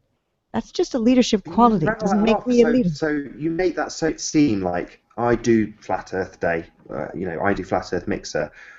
Man, that's such a lot of work just in the advertising alone. If you just want to look at it from a YouTube little square box, you had, what was it, at least 3 or 4 promos for that event. You published it on Twitter, you published it on Facebook, you talked about it on your shows, you actually booked all of the event to actually happen in the first place, you tried to get RSVPs. There's this huge amount of work that went into these events, and this is the thing that people fail to realise. The same goes with just YouTube. There's a massive amount of work that people put in, and normally those are the people, not always, but normally those are the people that get the most out of it, that in return. And the people who diversify tend to get popular quicker, and you're very good at that, Patricia. You've diversified, and you're itching to diversify further, and this is why it should be praised, it shouldn't be knocked. But people who don't see the same thing happening to them go, oh, poor me, poor me. The poor me can turn into, because of maybe some sadness that they have, maybe at work they're not getting the attention they deserve, and they're a hard worker, but other people who may be louder or more annoying or kiss up to the boss, whatever the reason may be, are getting the good benefits, and they're not. They have this, they come into Flat Earth, and then in the Flat Earth world they take that same chip on their shoulder and walk into Flat Earth, and they don't feel they're getting that attention. And what they do, instead of amp up what they're doing, focus on what they're doing, make what they're doing better, and diversify and build themselves up with that inner strength of knowing that they know the earth is flat and everybody is level, we're all equal. Instead, they point their finger at somebody and say, it's your fault. You're the one keeping me down. You're a leader. You're not paying attention to me. And when I see videos that are saying that to me, I'm not going to reach out to that person and bring them in. And I know I'm not some huge thing. It's only Flat Earth, right? Little corner of the internet. I'm not going to be warm toward a person who is saying horrible, disparaging things about me that aren't true to begin with and are only a function of what these people are viewing through their eyes of having a chip on their shoulder. I would like to help in some way, make them feel that they are equal, but I don't need to, because they are equal. They have amazing things to contribute, many more amazing things than I've contributed. I just encourage them to focus more on that as opposed to hating other people and blaming them for being leaders, not including you. You have to almost include yourself. It's like in school. If you had the answer to the question and the teacher said, who knows the answer to this question? If you're just shy and you hold your hand down, the teacher's not going to pick on you and say, hey, you, Nathan, what do you think? And you're not going to have that chance to go up in front of the room and show everybody your theory or show everybody your great art or your great music or whatever it is that you've got. Now, I'm not saying I'm a teacher at all, but I'm just saying that you cannot hide who you are under some kind of bushel barrel and say that the reason that you're under this bushel barrel is because nobody loves you, nobody cares about you, and you're better than them, but nobody's seen it yet. Let people see it by letting go of that bushel barrel and getting rid of the globe earth thinking. Yes, but the thing is, people won't see that you're better than them. People will see that you're good. This better means more good. That's what the word better means. So be more good, but don't expect people to consider you to be superior, because it's not going to happen. They're going to consider you to be equal, no matter how much you achieve or how much you failed to achieve. You're already equal. Some people just don't see this. Yeah, it's a very good point. I mean, when we're chatting on Skype, this is the thing that I'm trying to get across. We're not plotting. We're just a load of people, just people chatting. And the same goes for all of the other what people call big names in flat Earth. You know, when Matt Powerland joins in on a conversation, he's just some guy joining in on the conversation. Nobody's going to stick him on a pedestal because he's who he is. It doesn't work like that. Now, some people want to internalize that and say, well, actually, I am more important. I should be put on this pedestal. And things get spun in a negative way. A good example of this is when you did the Flatty Awards. Rather than saying, oh, look, somebody's been praised. I mean, I got a Flatty Across the Pond award, and it was the best feeling ever. I was elated. I did a live broadcast on Facebook afterwards. I was so chuffed. But people, you know, if I hadn't, I wouldn't have been the guy that went, why wasn't I recognised? I'm surely good enough to be on that list. But loads of people did. And it's not, oh, yes, all those great people I haven't heard of who got a Flatty, let's have a look into them and see what they're doing. Maybe I could try and emulate that person. And I've said this before, and I'm happy to say it now. I emulate what Patricia does. I'm just a cheap copy of her. You know, there's no. It's true. You know, I watched your shows and went, I want to do what she does. I want to be like her. And as sickening as that may sound to some people, I don't care. You know, you look at. You need a red wig like I do. Well, I didn't want to grow a pair of boobs. Let's put it that way. But what I did want was to emulate what you were doing, and I liked what you were doing, and therefore it made me smile. And I wanted to do that. Some people see what you're doing and go, I like what she's doing initially, and then eventually go, well, now I don't. Maybe you can explain this to me, Patricia. Where do people go? And you know, I've happily named names and talk Star Gods and Dan Pratt and say, how do these people go from you're wonderful, Patricia, I really like you, to this person's a CIA shill, she's just bringing people. How does that happen? How does that turnaround actually take place? I don't really know. In fact, one of the people that you've mentioned, or someone, well, we won't even mention, said that going on my show is akin to going to a CIA data collection place, where if you go on my show, I get all your data and I'm collating some sort of larger list. Well, yeah, I guess you can look on my channel and see who's been on my channel, but you can go to YouTube and see those same people on their own channels. So no, that's not the case. I don't know. I think people, especially the people you mentioned, they were really happy to be on. They saw that I treated them as an equal, because we are equals, during the show. I asked them before they started the show with me, is there anything you don't want me to ask about? And you know, they gave their answer to that.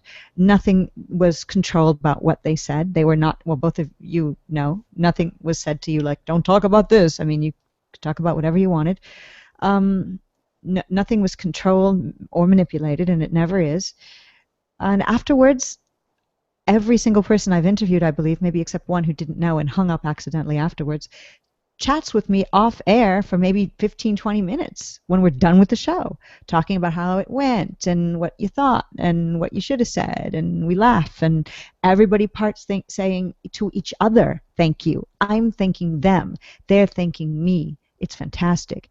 And then I continue sharing their videos and then putting new people on, and sometimes I include some of those people in panel shows that I have later if we've developed even more of a deeper personal relationship.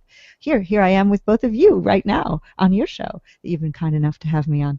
That happened as a function of this whole connector thing that we talked about, the wooden Tinker Toys and then the sticks that come out. We're building something together.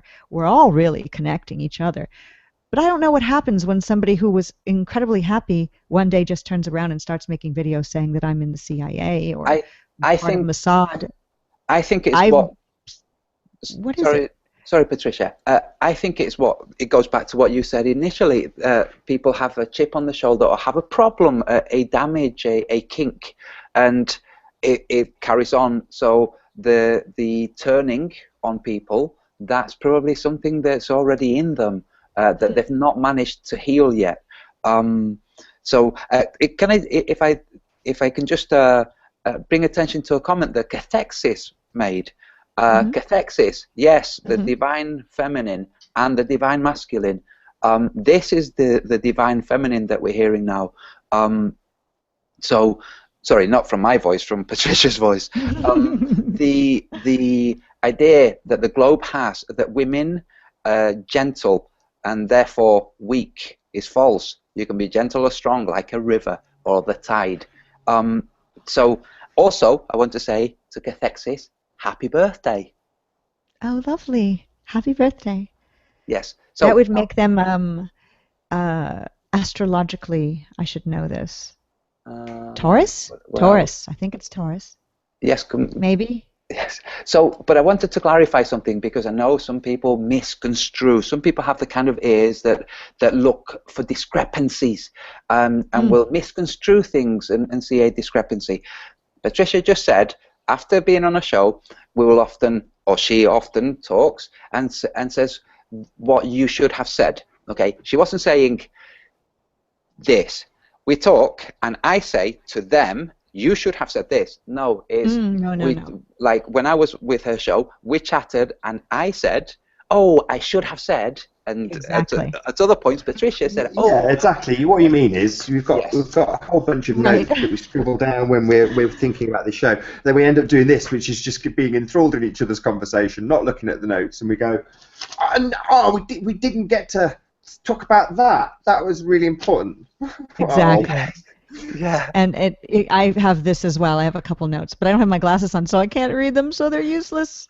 You can put your glasses on. We'll hold the fort if you want. You know. I think we're covering what we were thinking we were going to cover, but it's true. After every show I do, I know that I feel, oh darn. In fact, I had the Morgul on, and I forgot to ask him what the name the Morgul means, how he got that name. That was one of the most important things I wanted to ask him. I know it's not pertinent to how the Earth is flat, but yet to me, we have a guy among us called the Morgul. That's weird. Why? After the interview, I said to him, I forgot to ask, after we had hung up.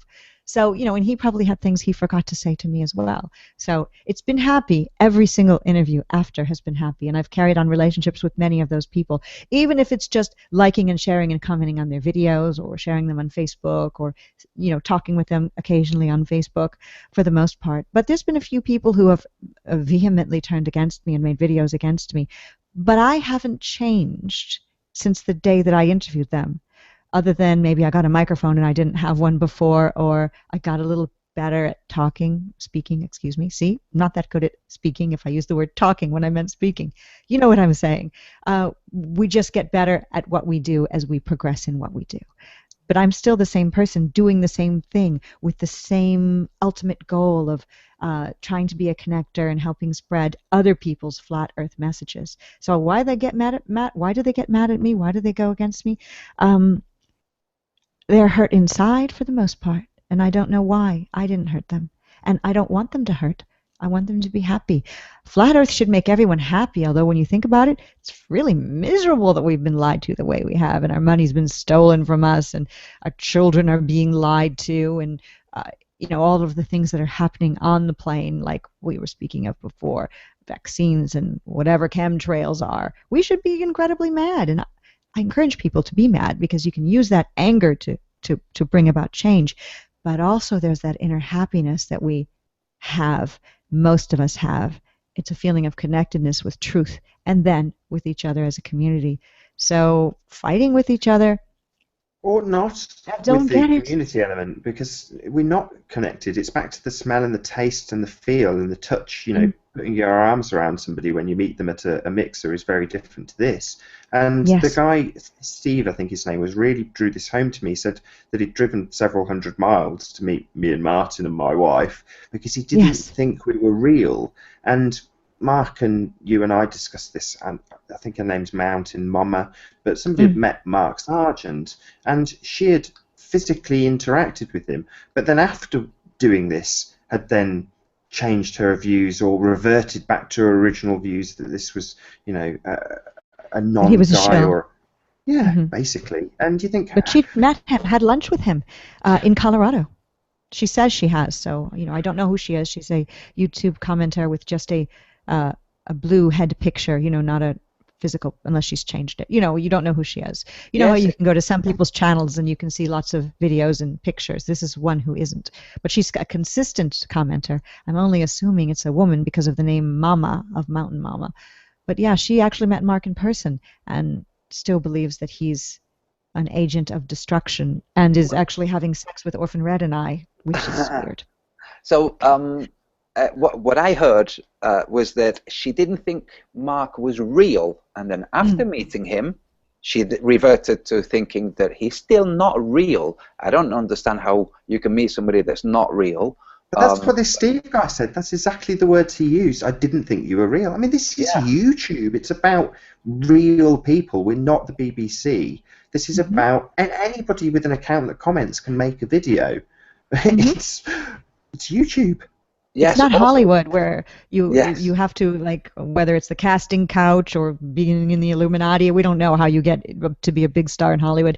Maybe it's just being a really great actor or actress or becoming a personality. It's YouTube. Anybody can make a video, and people will know you. Wait, Patricia, you just said no casting couch. So what was that session that I had with Star Gods? What was that all about? He said it was necessary. Yes, that was disgusting. It horrified me. Yeah, it took me a long time to get past it. Just to let you know, Event Skeptic said, Patricia, I think he's referring to the Morgal, the name. He says, Patricia, it's a gamer name. Yes, because I've asked for the Morgal later after. A Morgal plug, actually. He's just done it's quite long, it's about 5 hours, but he does a full audiobook version of a several installment series called The Iron Republic. Well worth a listen. I've got about 2 hours into it so far, but I'm going to listen to the rest of it when I get a chance. I was so pleased when he was on Globebusters with Bob and Jaron, the last Globebusters show. Yeah, it was really happy.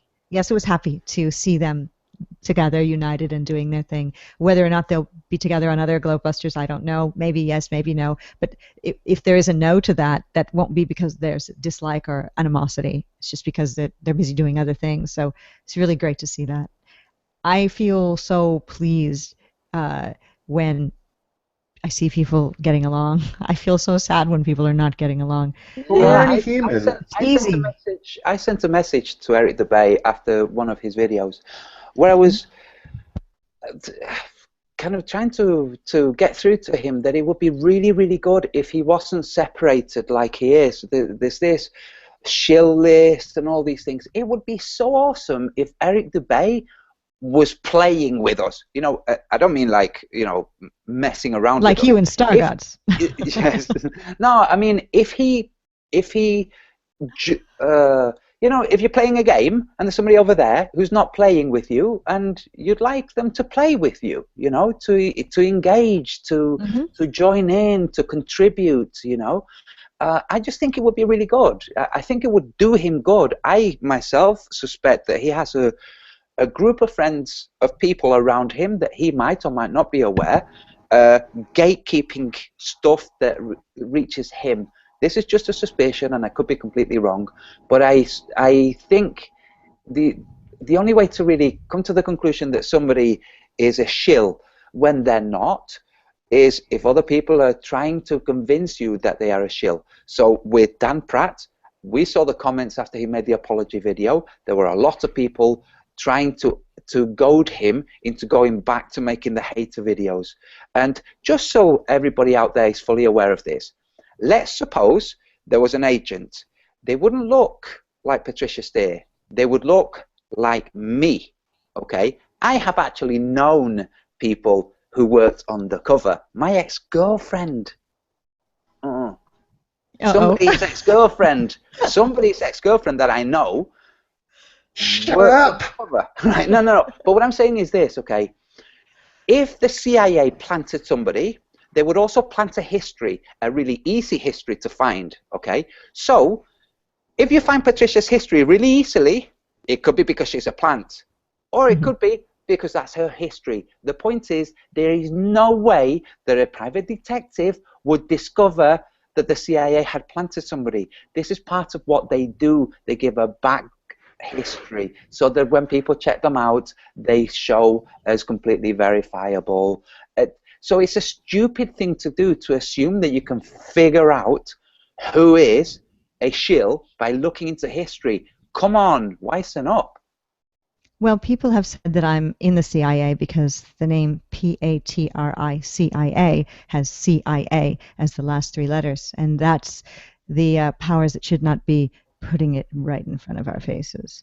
But actually, it's a very popular name from the 50s and 60s that my parents gave me.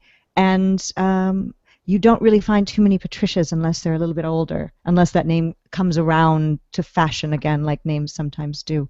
But then again, the CIA could have known all that and put the CIA last letters in my name in order to make people think it would be so stupid for the name to be right in CIA to be right in the name. There's Well, many ways to look at this. as we're entertaining it, I mean, Crow Crazy. 777, all credit to him, again, another non-flat earther, was asked in a recent interview specifically about flat Earth, and he gave a really interesting answer, which wasn't to say that he wasn't or was or either, but he said that if you form groups, they become much more easy to infiltrate.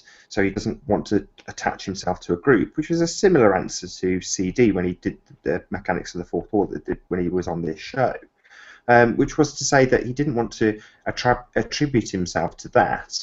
Now, we're on a show talking about the social aspects of specifically flat Earth. How do you think you can, if Crow 777 was on this show right now and he was saying, well, you're just easily infiltrated, looking at you with one squinting eye, what would you say to that? To me? No, I was going to ask Patricia. She's the one that, I mean, I don't know if you've ever been accused of being a CIA agent. I mean, I've had my first one, so I've become James Bond. I'm quite pleased. I know. Patricia, you see it differently. Well, I played with it when I got it right away, actually, when I think on my second video or so. Okay. I believe my third video was an interview, Mark Sargent from Strange World, and of course Flat Earth Clues said he wanted to interview me, and he said, we corresponded, and he said, I want to ask you about your background. I want to ask you all these questions. It may seem boring, but I want people to know where you came from, where you grew up, what you're all about, because you're going to be labeled a shill.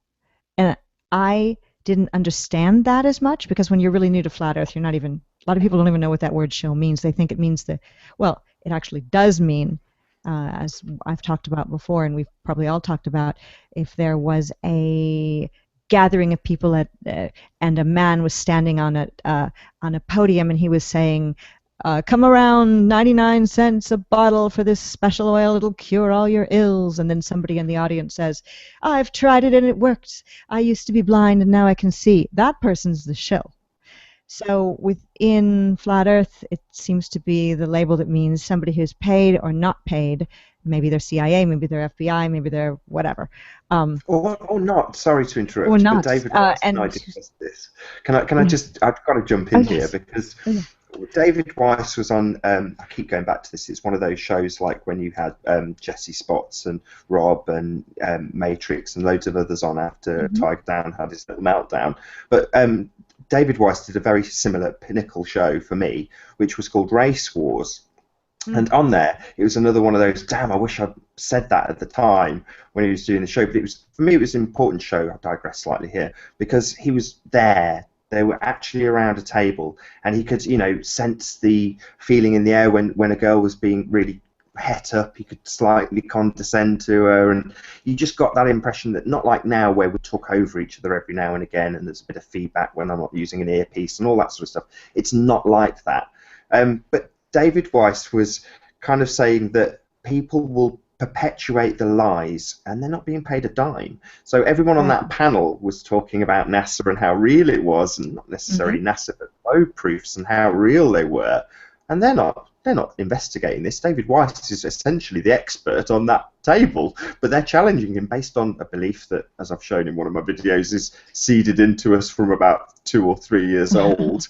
And they're prepared to fight him tooth and nail. So they are all shills, none of them being paid to do.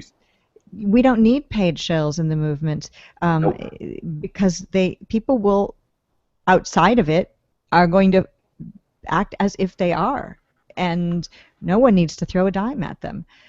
But being called a paid agent, as I have been, or an unpaid agent, or I don't even understand that, because all I really do is interview people. I don't have a model that I subscribe to. You have CIA at the end of your name. I know. My parents shouldn't have named me that. But anyway, and you steer the movement. I steer the movement. And I've heard this written, and this person puts it in comments all the time, that they say a cow patty is bullshit, and that's all she talks about. So my whole name has this whole breakdown. But it's because some of these people think that I'm gatekeeping, and then you fill in the blank. I'm gatekeeping the holohoax. I'm gatekeeping chemtrails. I'm gatekeeping 9/11. I'm gatekeeping vaccines. I'm Are these people gatekeeping. experts on these subjects? Because I'm sure you would have them. It's flat Earth and other hot potatoes. If Right, and someone's an I expert talk in about those chemtrails, things during shows with the various guests that I have, because all flat earthers aren't just, I'm a flat earther and I talk about nothing else. All flat earthers have another thing they're interested in too. A lot of people in flat earth came from starting off with 9/11. It's a big one for many, and a lot of people were involved in Mr. Flat Taxi Rainbow Chemtrails. I mean, he's got chemtrails in his name. That's something he's interested in. He goes out and takes pictures of them. He's been on my show, and we talk about those things during the show. I'm not gatekeeping anything. However, am I doing show after show after show with exclusive Holocaust content? No. Eric Dubay's where you go for that. Flat Earth and the Flat Earthers, small or bigger channels, we're like a library. YouTube itself is the greatest library ever, but we are all a library. You go to the library and you can't get mad at the book that you took out about home improvement because this book doesn't talk about dog walking. You can't be angry at this book and burn it because of that. You need to go select the book that does talk about the topic that you want. And sometimes one book will have 7 different topics in it. But it doesn't mean you're gatekeeping. It just means you have your own topics, and you appreciate other people's topics, and you have other people talk about those topics on your show, if you're me. Or even if you're a person that just wants to talk about flat earth and chemtrails, to go back to Mr. Flat Taxi Rainbow Chemtrails. David Weiss talks a lot about, like Sandy Hook and 9/11 and flat earth. But is he gatekeeping? Right, exactly. Is he gatekeeping veganism? Is he? Because he doesn't talk about veganism? No, he's not vegan, and that's not his subject of interest. We could all be gatekeeping something. I mean, I think right now, Antonio, you're gatekeeping fashion. You don't ever talk about fashion. You're a shill. I mean, it's ridiculous. It's just everybody should be able to, no, everybody is able to do whatever they want to do on their own channel. And, it's... Just because we're truthers, just be you. Doesn't mean, like, the truth is that we are truthers. The flat earthers, if we want to call ourselves flat earthers, we talk about the truth, about the shape of where we live. And so many of us know so many truths about other things and so many misdirections over other things. It's difficult to discern which is which, because with all of the other things, you have to rely on reports, on others' testimony, on anecdotal stories. With the flat earth, you don't need to rely on any of those things. No, but you've got. But if you're a globalist, you're falling. It's back to the 3 and 4-year-old ideas. You're falling back on something. Again, this is the 4th mention Jeff Stewart's got. I can't believe this. But he said that when you Jeff take Stewart show. I know, I can't believe it. But he said that when you take away people's conceptions of the globe, so if you take the example of someone Patricia talked about who's got a fundamental issue, and they will always be able to hold the globe as something true, something fundamental, something. It's back to Jaron saying, no, we can't go back that far. We can't assume that that's nonsense as well, talking about the globe. And that's most people's reaction. Surely that bit's true. You get people looking into 9/11 or looking into Sandy Hook, and they pick it to pieces and see the preponderance of evidence and go, yeah, okay, that doesn't make sense. But then you present Flat Earth with them, and they go, well, no, that's got to be held true. I've known that since dot. Doesn't matter what's happened since the tragedies that have befallen me, because I can always hold that universal truth. And you're taking that away from them. What are you giving them in return? Not a lot. Yeah, it's flat. Okay, flat water, flat earth. Here's a few proofs. That's about it. I say we don't need to look at the stars. Well, I still do, and so do a lot of other people, and they still want the explanations, and they're not exactly getting them in spades. It's not a good position. You can see why people get angry. Well, the thing is that the globe required a model because it's not true. Just like in The Lord of the Rings, they required a story and different creatures to tell that story. So in the flat earth, which is the reality of where we live, the realm in which we live, we don't actually require a model to explain it. I'm echoing what you're saying, Nathan. So they required a model, and they say to us, show us your model. So, no, we don't have to show anything. Yeah. We can if we explain want. this star, this specific Yes, star, and you we go, can well, if we I want. don't need to. Yeah, we can if we want, but we don't have to. We don't have to explain away things like the horizon, which the globe model explains away by moving you into outer space and showing you, these 3D movements of the spheres. They have to show you that. They can't place you back on the Earth with the horizon and say, oh, look, you see this full moon? You see how it's daytime? Oh, look, you're seeing it right through this curve. They can't do that, so they remove you and they say, look, this is the position of the full moon in relation to the Earth and the Sun. We don't need models. I mean, we're talking about something that requires intelligence, and I don't want to go. I know this is mechanics of the fourth wall, but it's a social episode. Yes. So I want to kind of keep it on the lines of how does that relate back to the whys and wherefores of people's cognitive dissonance or their social behaviour in the flat Earth arena, because it gets a lot of attention in that regard. So yes, I can say, well, we're not big in terms of, even if you compare it to Armored Skeptic, who's in a similar arena, he's got a million more subscribers than most flat earthers, and that won't raise any eyebrows at all. It's just another guy making videos for YouTube. But when it's us, the comments seem to be exponentially large, a lot of them, a lot of passion goes into them, and how that relates back to us actually being a lot happier. We're smiling when we're talking about things that are, globalists attacking us, throwing their retainers out of the bed cot. That's what we're talking about. And how can we explain that just having your eyes open to something?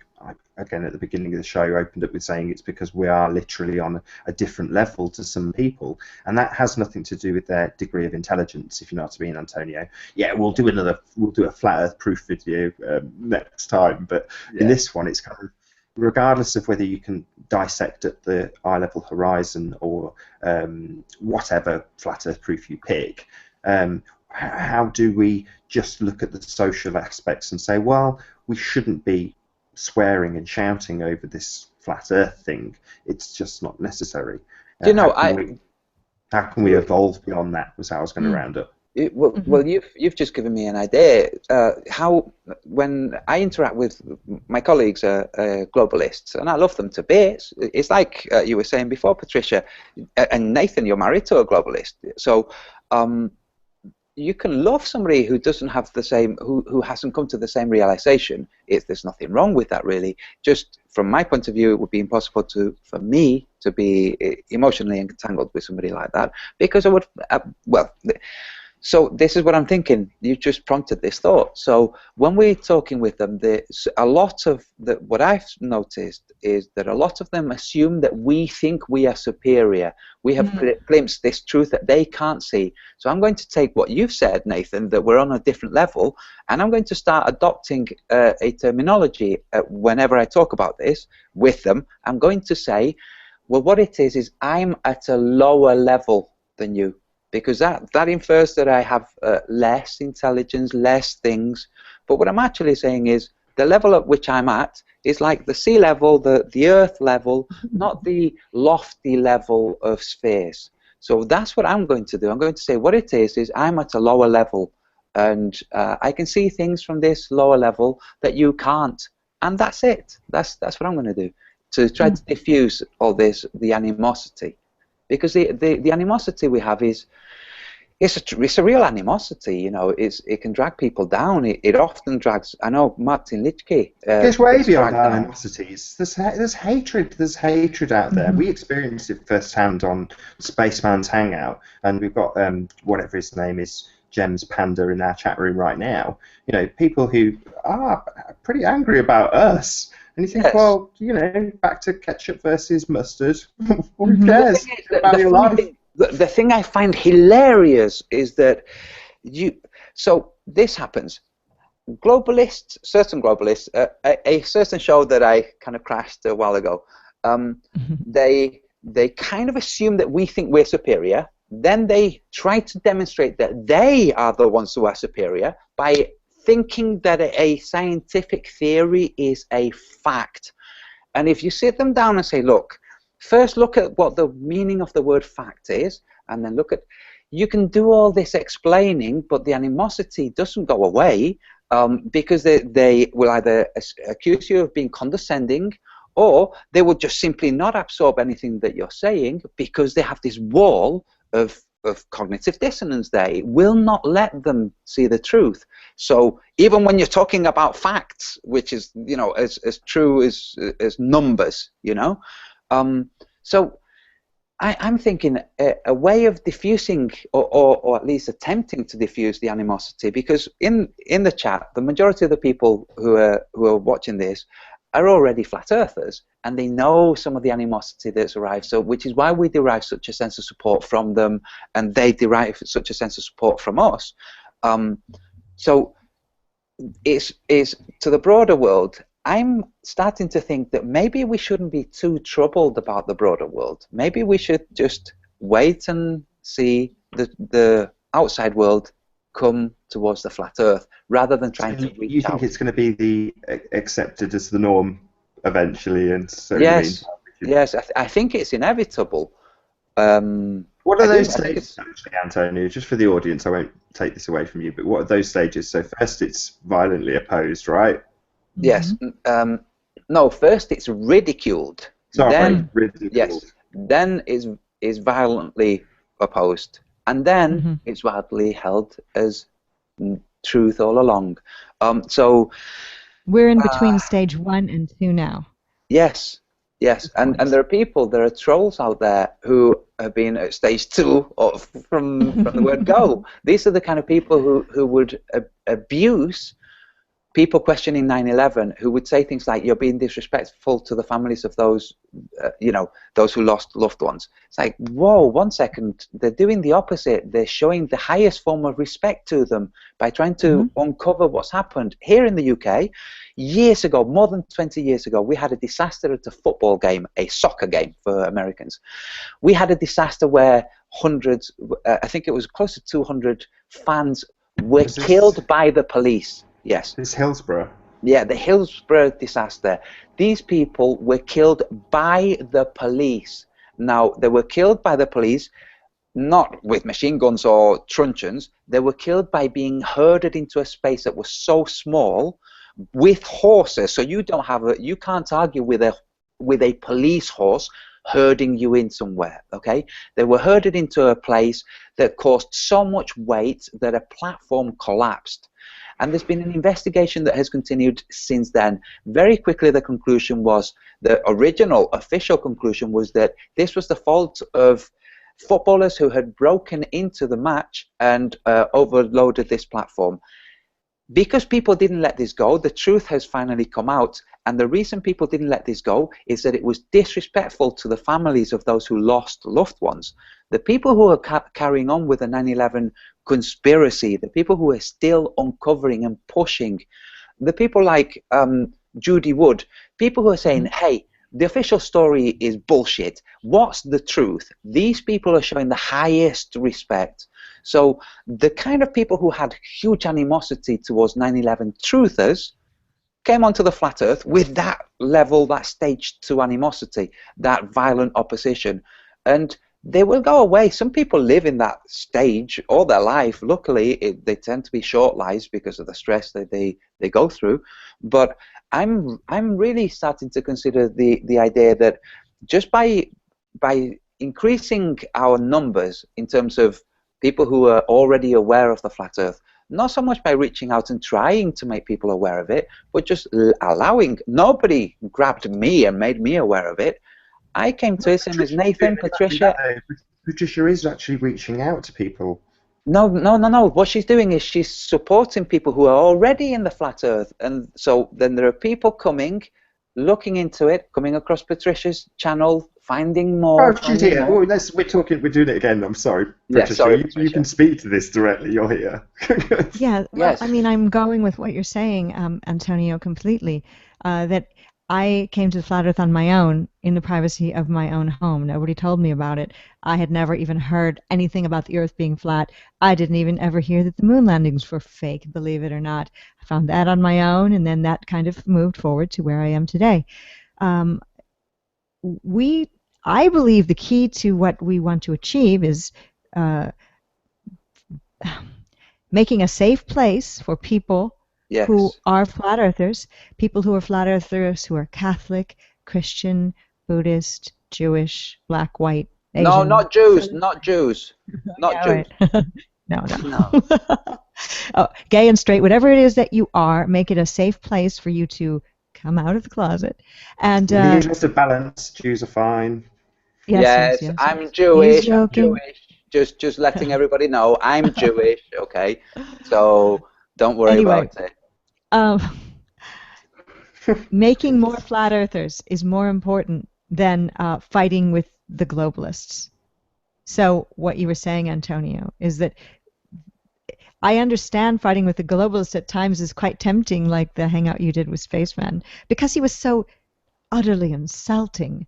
But general globalists, people will, the more flat earth videos we have, the more flat earth videos people make, the more material is out there that people will stumble upon. And when they do stumble upon it, when they look at the flat earth world and see we're tearing each other apart, that might make them be a little fearful, have trepidation, not want to involve themselves as much, thus not make as many videos. So for the greater good, being nice to each other helps on a multitude of levels. It helps emotionally, psychologically. You'll feel better yourself in your own heart that you've not spent your whole day screaming at others. And if we have that happening in the flat earth world, we'll have more flat earthers who'll feel confident to come out. And there'll be more material that globalists will stumble upon when they start investigating, as opposed to stumbling upon videos with people screaming at each other. So that's my Yes, thought. and also when you mention veganism, I think it's like just as it's kind of impossible to realize you're on a flat Earth without also being aware that it must have been created. It didn't come from a Big Bang.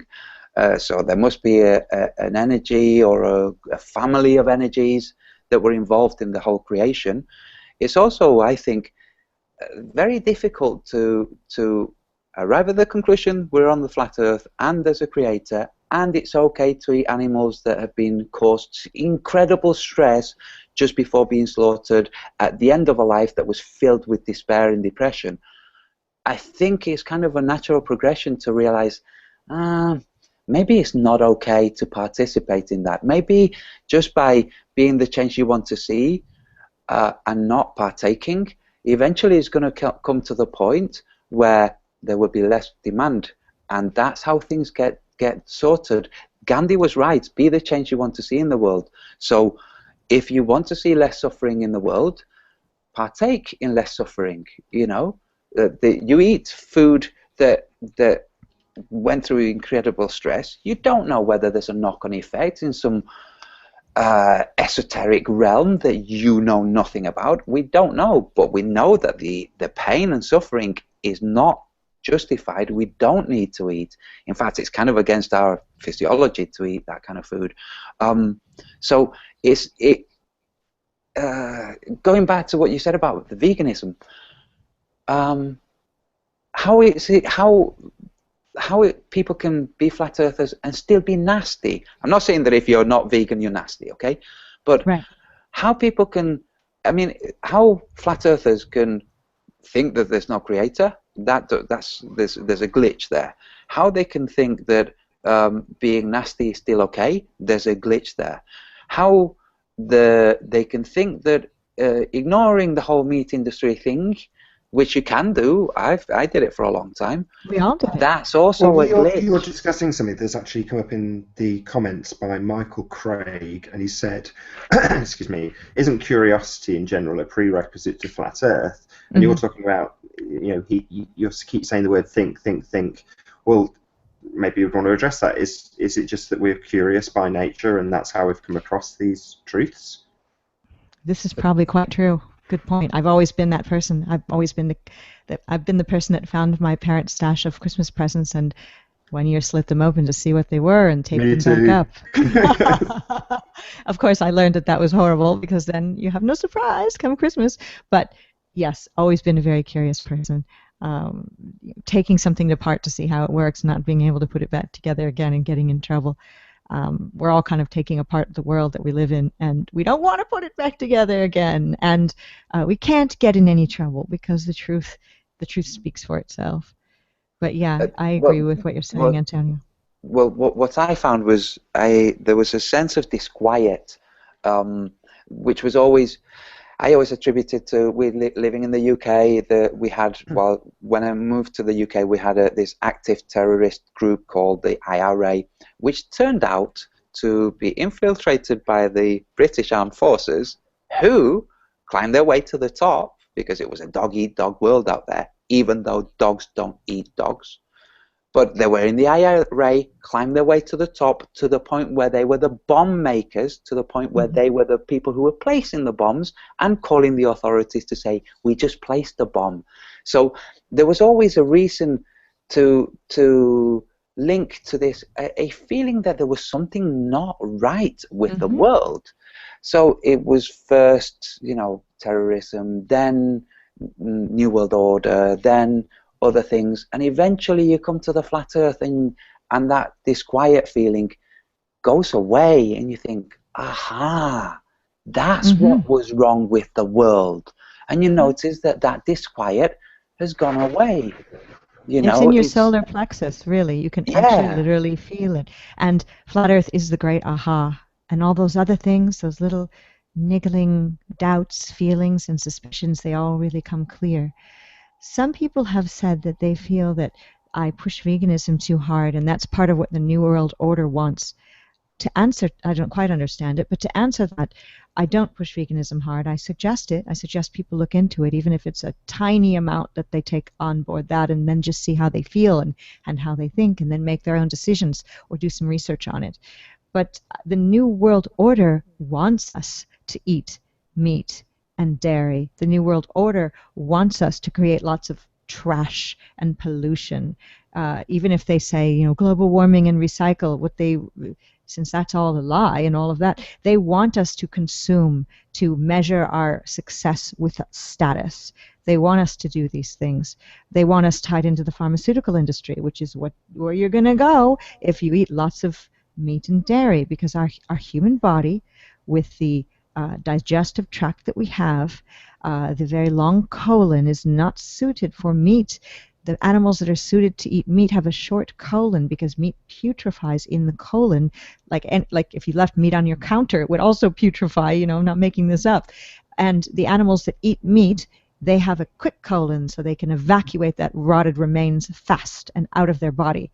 And they don't need to eat that much. They eat, and they sort of are fine for a while, then they need to go feed again. But our human colon is quite long, and we don't have the long nails. I mean, I've got relatively long nails, but we don't have claws so that we can rip flesh apart as animals that are carnivores do. We don't salivate when we see an animal walking by or a rabbit hop by. We don't start drooling. These are things that are not built into us. We don't have the abilities physically to run really fast either. We don't have the ability or the proclivity, actually, to kill and eat meat. We do it. It's through habits. Maybe there were times in society in the past when there was no vegetation. I'm not even quite sure how it all started. We can't look back at stories of evolution and find our answers there for sure. Talking of how things started, Patricia, and just to slightly take us off the subject of colons, fun though it is, a question. I think that's a good idea. From Malav Cocktail, who wants to know what your communication background is besides radio. She also says you're wonderful. Oh, thank you. Malav like Olive. That's how you pronounce his name, and that's what was said to me. Let's see. Radio, just radio, actually. My mother and father were really excellent communicators. They loved language. They were always playing a continual game of Scrabble. There was a game of Scrabble laid out on a table in the basement of the house, and they would just continually go play it. When I was very small, whenever I'd be playing with toys and my mother was in another room doing something, and I asked, what does, and then I'd say a word, what does, I can't think of a word, somebody think of a word, light fixture mean? My mother would say, don't pick my brain, look it up. And I would have to get up and walk to the dictionary that was on, we had a step stool in front of it at one point, but when we got older we could walk up toward it on this sort of stand, big dictionary, and we'd have to go to the dictionary, look up the word, and read it out loud. That's just the way my mother thought we would learn. They were parents both very interested in words, very interested in reading, and it sort of filtered into me. And my father owned a radio station, so eventually one day I started working for him, and he was also on air as a DJ, so and you know, on air as a morning show host. So just communication in general came easy to me because of the way I grew up, and I'm not shy, I'm not afraid. So just talking is second nature. Cool. Before we round things up, maybe in a few minutes' time, guys, maybe Antonio, you could talk about is it flat? Is it flat? Okay, before I do, I just want to echo what Patricia was saying. Not only is our digestive tract back to colons, Back warning, to colons. colon warning. Yes. No, but not only are we physiologically not built as carnivores. People say, oh, we have fangs, therefore we're carnivores. Gorillas have magnificent fangs, and they only eat veg. Okay, so sorry to poo-poo. Maybe some ants your occasionally idea. too. So Yeah, well, but also, oh, where was I going to go? Oh, yes, we live in large packs.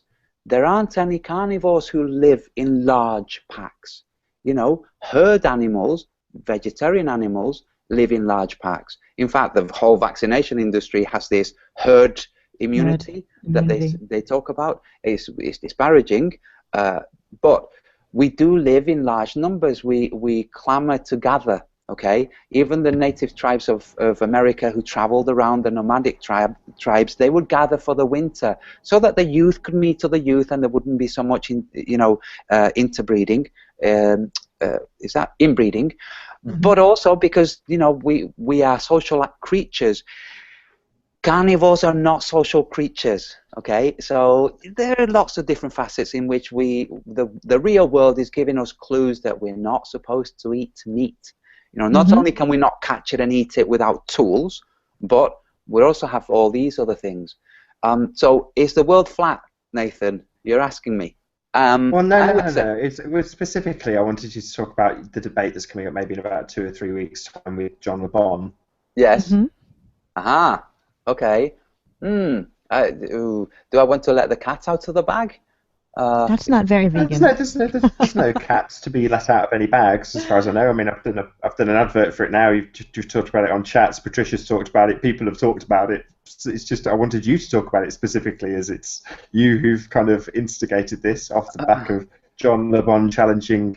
Oh, his yes. Name was now. Okay. So it's a debate about flat Earth that's coming up soon. And Nathan, you're going to be the moderator. Am I correct on that? All right. Yes. Sounds good. And Nathan is going to be impartial. I've had many conversations with Nathan where he's contradicting me and correcting me and back and forth. I trust Nathan to be a just referee, is it? Yeah, referee's right. But I mean, I don't think there will be much refereeing. Both you and John Le Bon are very respectful people. I hope it'll be a nice stage to just set a good example of how, just reasonable debate should take place. And John's a reasonable guy. He gets a lot of venom just because he asks questions. Most of the stuff he states in the comments where people go, he's doing this and that, it's got a question mark at the end of it. It's like, he's only asking. Yeah, so I'm hoping that it's going to be fun. I will say that it's true. He made a video, JLB made a video about how the whole thing came about, it came about like this. He was challenging somebody who has no content, who makes no videos, to a debate. And I quickly looked at the person who was challenging to a debate, I don't see, why is he picking on this person? So I offered to debate him. That's how it happened. You threw yourself on the ground. Yeah. Well, I offered to debate him. That's what it was, to take the heat off the guy that he was challenging. And if the in guy, the interest of balance, JLB is equally heroic. yes, yes. So in the interest of balance, so so that's what happened. We do have a debate planned. I will be describing certain facets of the real world that are incontestable.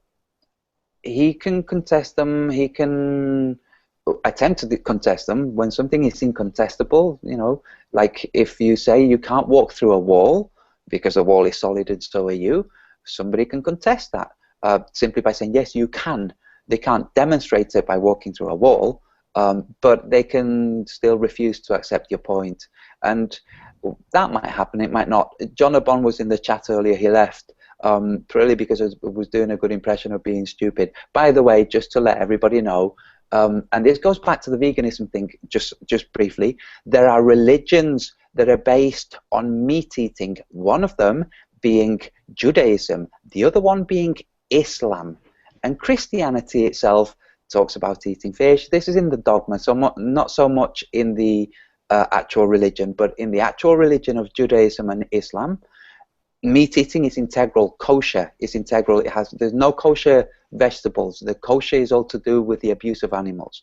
So and Muslims, Islam also, the halal is implicitly and explicitly associated with the suffering of animals. So if you've ever seen halal slaughter or kosher slaughter of animals, yes, you can find it on YouTube. Gary Yourofsky, Yes. or even Eric Dubay's video. Eric Yes. Dubay, he's got some awesome things, but yes, he does. yeah, but I he wish doesn't he play. could be here with us now. Yes, he won't play with us. I It's know. a shame. So, and also, just to clarify, I'm not actually Jewish. I think that religions, lots of different religions, they give comfort to people in lots of different ways. To me, they give me comfort by way of understanding that none of them have anything to do with me. So I say that I'm Jewish, really as a joke, and also because I'm single and I would like women to immediately think about my penis. From colons to penises and beyond. Mechanics of the Fourth Wall with Antonio Subirats and Nathan Oakley. Yes. It's all in serious context. We haven't lowered the tone. It's all fair enough. No. We're allowed to talk about colons. It's a serious subject. Exactly.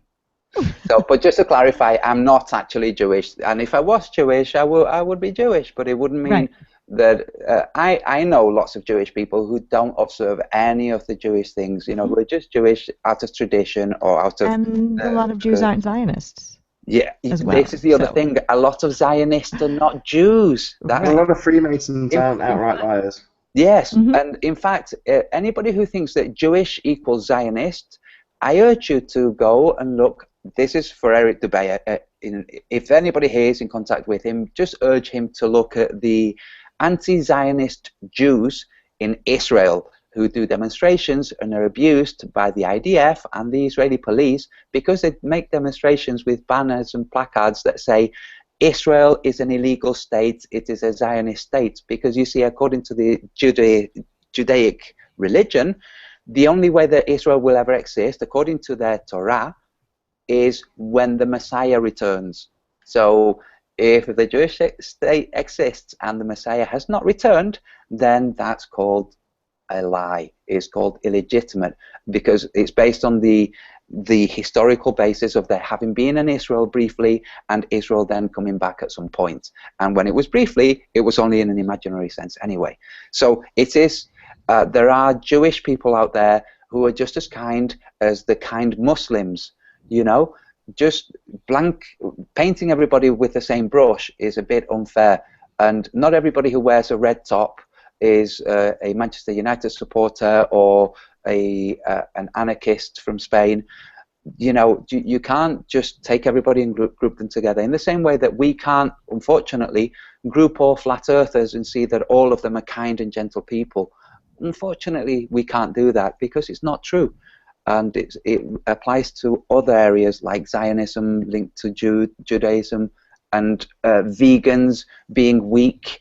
The Shaolin monks, for those who don't know, are vegan and always have been. That's for anybody who's interested in martial arts. The creators. I hate to end the show by me contradicting you, but I say this all the time and I stand by it, which is that people are people. And this is through experience of meeting people who are super, super rich, to, you know, talking and having conversations with people who are penniless, you know, tramps, and everything in between. And everybody seems to be, at least from my experience, on a similar level. In other words, I know what you're saying, you can't group certain types of people, Muslims, Jews, in stereotypes, but I, in a much larger scale, do say people are people, we're all the same. So I don't know if we talked about this earlier, my memory's a bit vague to this, but when we were talking about people like Martha Powerland and saying, you know, don't put these people on pedestals, same with Eric Dubay, you know, he's just a guy. If my message for Eric Dubay wouldn't be anything like yours, it'd be, drop us an email. It'd be nice to see that you're, you know, just a sound guy like Antonio or Patricia or Mark or David, whoever. You know, it'd be nice to just know that, because I've never had a response from Eric Dubay. I'm sure Patricia has, but then has lost touch as he's presumed she's a shill. I'm trying to round this out with keeping it kind of on a way of saying that we're all equals, we're all just people, and it is grouping people together by saying people are just people, and we're all kind of the same and have the same motivations and drives, be it people who are stinking rich with ludicrous amounts of money, or the people in charge. We're all kind of still the same, which is kind of flying in the face of what you've said, but I know you're talking about different specific groups, being ethnicities or whatever. But that's my way of just, you know, people are people is my way of rounding out a show that's about social dynamics.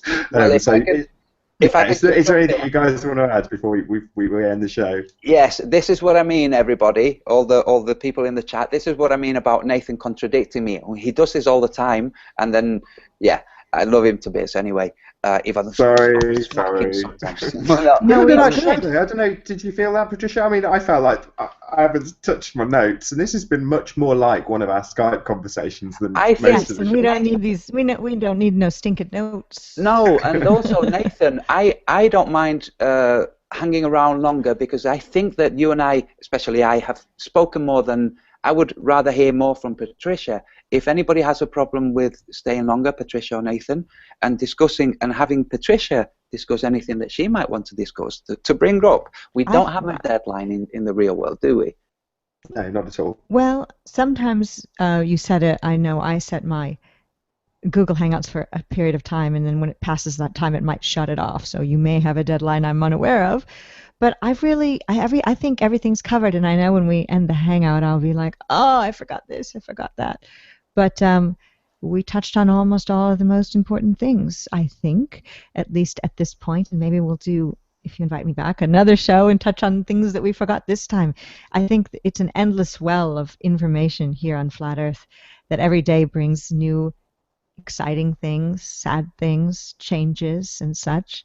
It's a fun ride, isn't it? I'm enjoying every single moment of it and all the people that I've come in contact with.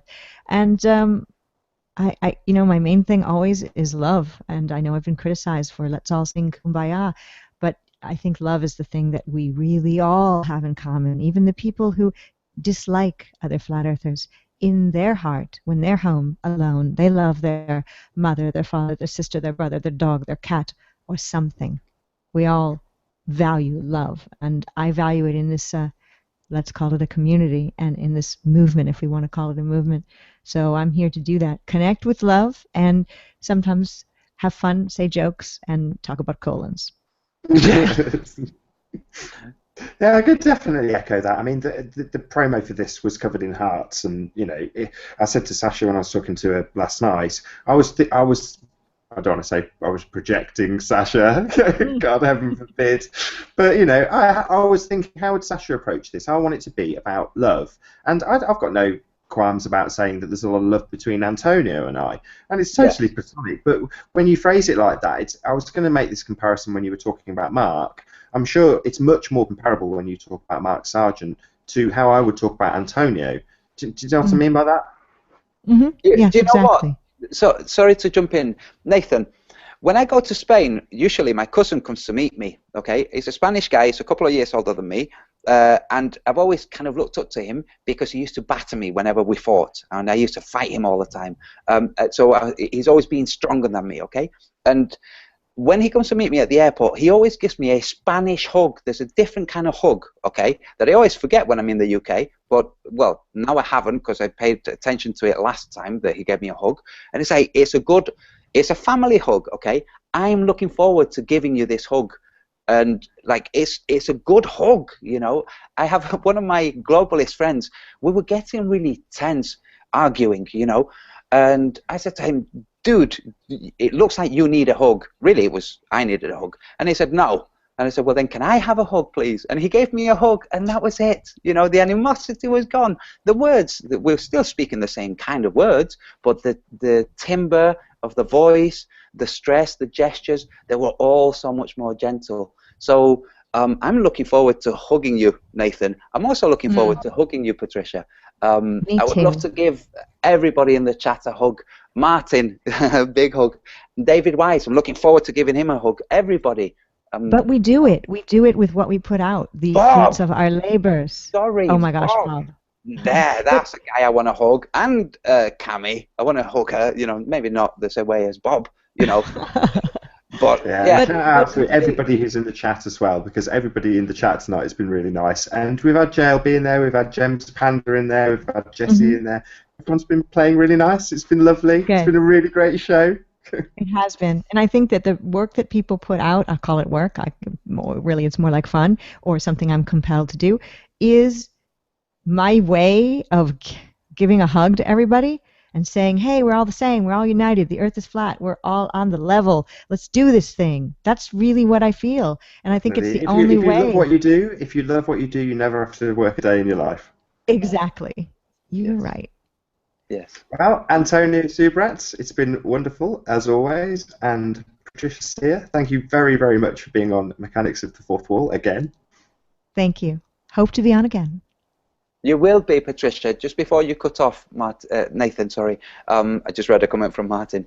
Just before you cut off, we will have you back. We want to have David Weiss. We're not going to not recycle. I mean, that's a dreadful term, but we will be having people that we've had before. When the time calls for it, we will have people back on, and it's going to be great. Agreed, agreed, agreed. Thank you both. Superb. Well, I've been Nathan Oakley. Thank you ever so much for joining us if you've joined us live, and to everybody in the chat also. Thank you very much for being here. This has been Mechanics of the Fourth Wall. I will see you all in the next video.